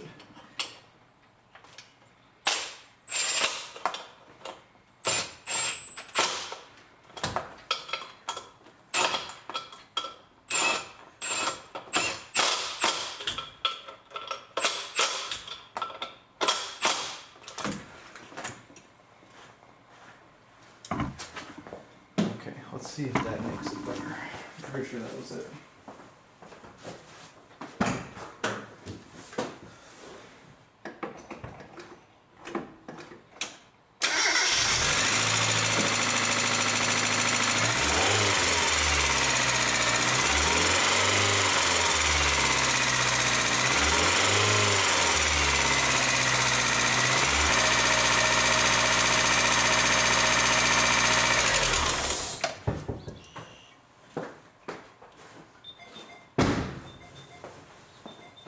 Okay, so that ticking was definitely a lifter or something. That'll probably go away once we're warmed up.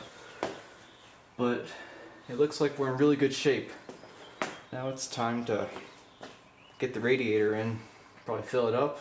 And yeah, just to be clear, the water pump pulley, you can see there's 3 bolts right there. Got my finger on one of them, and there's the other one. I forgot to tighten those. I figured, oh, I'll get to that. Oh, I'm getting to it all right.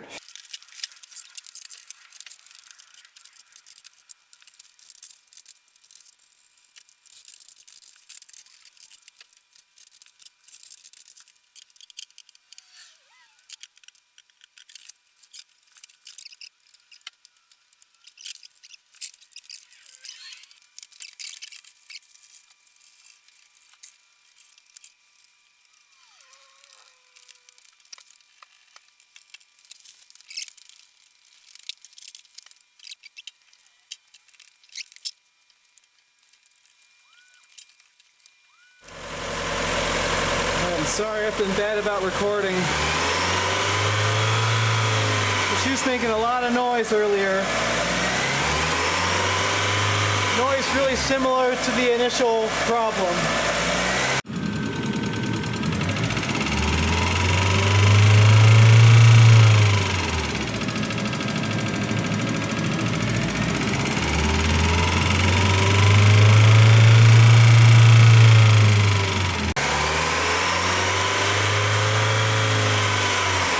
Now it sounds really good. It's up to temp, the thermostat's open.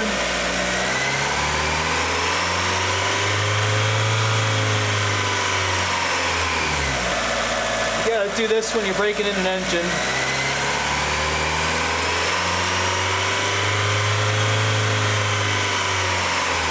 And that steam is just coolant that I missed.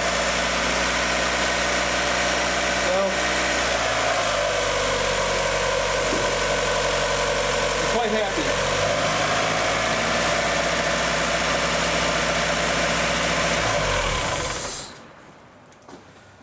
Oh my goodness. Alright, just drove it around the block. The only thing wrong was I overfilled the power steering. Other than that, everything seems pretty good. Shift's nice. Ride's nice. Cannot wait to take this on its first true test drive. Alright, it's been about a month and about 230 miles, and it's been nothing but good stuff happening here. But I was thinking about the break-in oil that I've got in here, and I think I'd like to get that out sooner rather than later. I've read a lot of differing opinions on engine break-in and whatnot, and it sounds like the Lucas break-in oil I used in this engine is mostly for like Chevy small blocks with flat tappet lifters, and its goal is to help wear in the camshaft really well on those engines, but this engine didn't really need that quite. I don't think it mostly needed the rings to be seated and worn in properly. So the other thing with that oil is it's got a high zinc content, which apparently is not a good match for a catalytic converter, which most vehicles running Chevy small blocks do not have. So I would like to get this oil out of here, do the first oil change. I'm going to tear open the filter, we're going to see how much glitter is inside, and then we're going to fill it with Motorcraft 530 synthetic blend. And the only reason we're doing that is because that is what my Volvo takes after its engine swap, and it gets sold in 5-quart jugs. This thing takes 4 quarts, the Volvo takes 6, so that equals 10. I don't have to buy an individual quart, so save like $3 there, right? But after that, I plan to do Shell Rotella T6 540, which is what I had the best luck running in my previous Miata. That oil seems to be a good match for this engine. So we got 230 miles on the break-in oil. We'll do some amount on the synthetic blend, no more than 1,000 probably.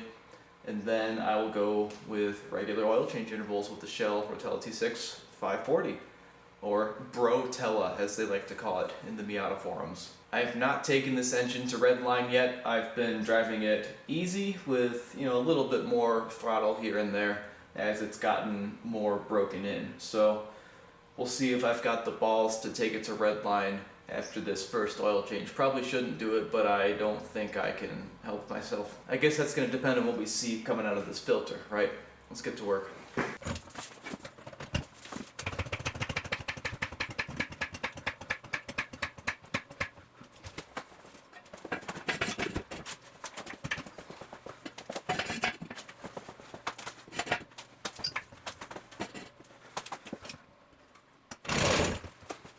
see if I over tightened this drain plug. Oh, I got it pretty tight. Jesus. There.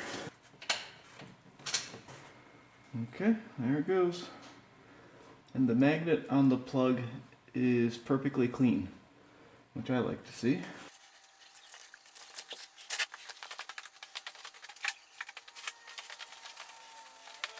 So this is cold, by the way. I know you're not supposed to change the oil when it's cold, but man, was that pleasant. It didn't come like spewing out real bad. Yeah, I think that's just leftover dirt. This looks pretty dang clean to me. I think we're in good shape here. And yeah, there's that plug. It's exactly as I removed it. There's no shreds on that. And the filter on these cars is kind of a pain. It's in there. It's that white thing right there. And it just spills and gets all over everything. I don't want to pull that tray. I think I'll just jam a rag in there and just hope it all drains onto that. Okay, here's our oil filter. Take a look at what's just draining out naturally here. There's some amount of glitter, but nothing crazy. Nothing I wouldn't expect, really. I don't know if you can see it, but there is some sparkle. But again, nothing we aren't expecting to see, especially out of our filter. Let's get messy with the pipe cutter here. Let's open this thing up.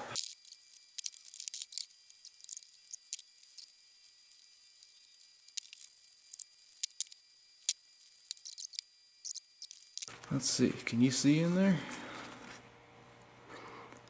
There's some metal material.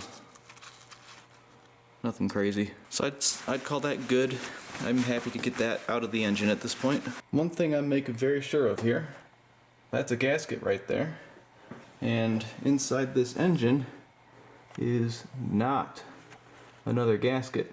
Because that's the whole reason we're here, folks. And that gasket is right there. It is not on the engine.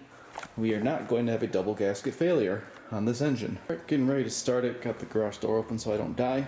One thing that's cool about the Miata is if you want to disconnect fuel, you just unplug this one right here because that's your fuel injector connector right down there. And if you want to get rid of spark, just disconnect this one.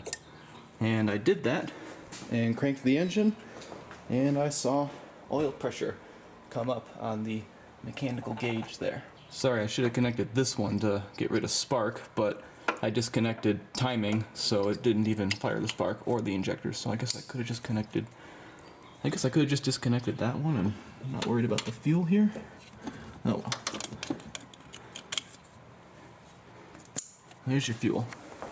Alright, let's give it a start.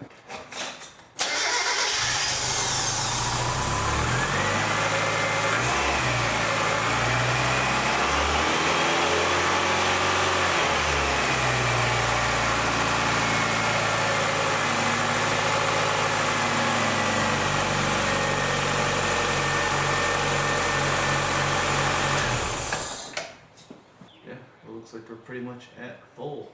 One funny little thing that happened off camera is this happened. You'll notice this bushing is supposed to be inside of here. This is the brand new Moog part from Rock Auto.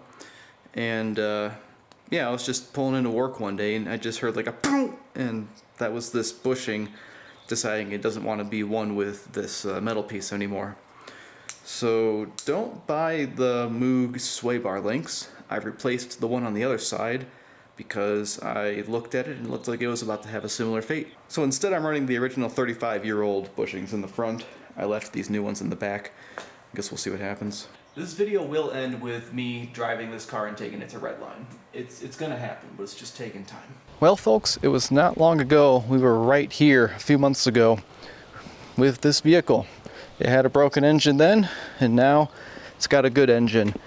And this thing has been driven about 600 miles since we put the engine in, which means I can take this thing to Redline. So far I've had no leaks. I've had really uneventful performance out of this thing. I am very proud of my spark plug wire placement. All I've had to do really is retension the alternator and water pump belt. That was causing some squealing at startup, and now that's gone now that I've tensioned it a little bit tighter. So without further ado, I'd like to take this thing to Redline for the very first time with you all. All right, let's do this. We've got Dad's 1990s Ray-Bans. So my oil is hot. I just got home from work. see, I'm already driving this a little differently than I was earlier. All right, folks, this is it. I'm gonna do it.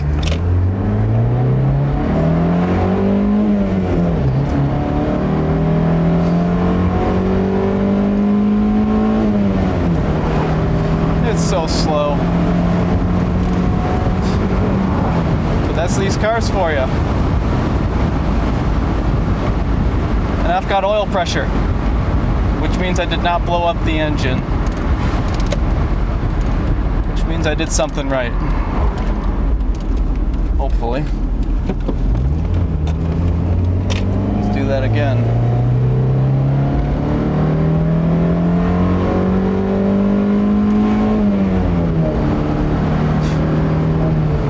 Oh, they're so slow. And I am speeding, believe it or not. I am speeding. Should not be speeding. You didn't know it was possible to speed in one of these cars, did you?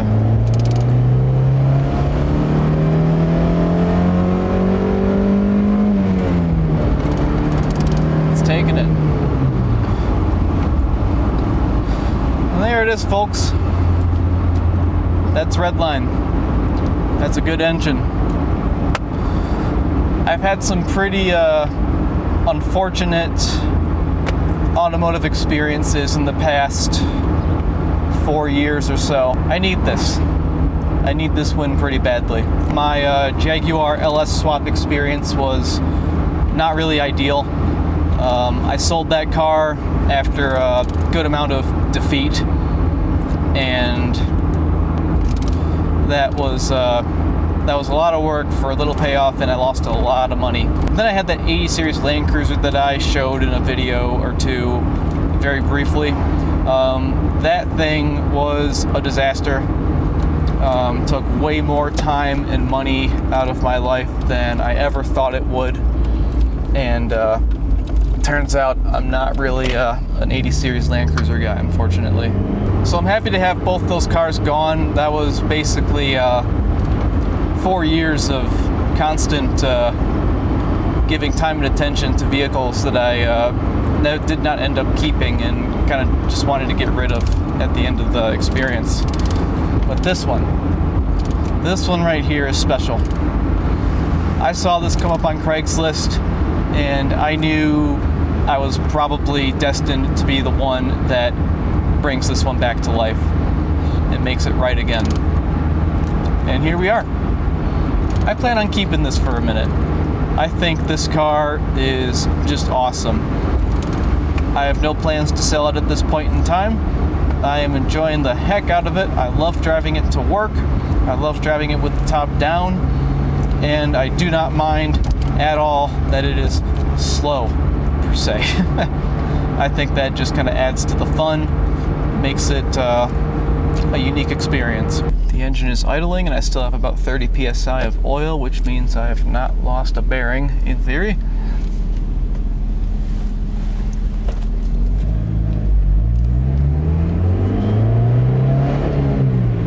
Everything sounds good still.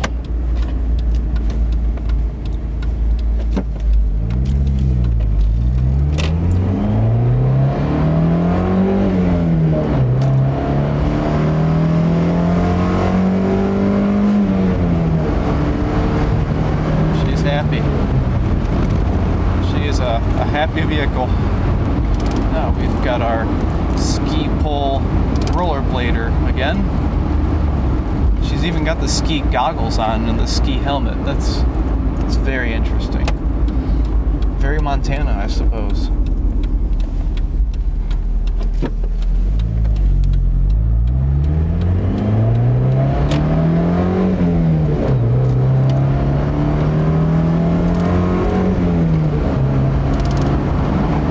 I've been waiting to do that with this car for over a year now. Whenever I do car stuff like this, I end up very far in the hole. Except right now. I bought it for $4,000. I've got about 6 poured into it, and I'll bet you this would sell for $10,000 on Bring a Trailer, no problem. I mean, you're not gonna find bone stock 91 Miata with this low of miles and this maintenance bill. Any Miata that's similar to this is very likely not going to have had any maintenance done. You're going to have to replace every single hose like I did. You'll have to reseal the oil pan potentially on the engine like I did. Hopefully not, but maybe. And you'll just have a host of other Miata things like rebuilding the suspension. Original shocks aren't going to be good anymore. I've done that. So I think this car should be worth like 12 grand. That would be nice.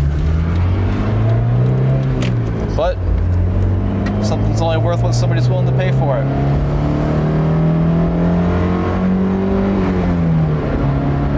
That's good. That's good stuff. So to my subscribers who are here for automotive content, I have no plans to make any more automotive content in the foreseeable future. I have no plans for a second channel, no plans for this channel. It's just not something that does well for me financially and for YouTube views wise. So it's going to be all electronics, stereos mostly from here on out, with the exception of potentially a Rode 73 electric keyboard. All right, we're back. And there it is. Not exploded. Still sounding good. Does it actually sound good? And that is how it should be. So with that, thank you so much for watching. Thank you to my subscribers and thank you to my members who get early access to videos, even like this one. I will see you in the next one.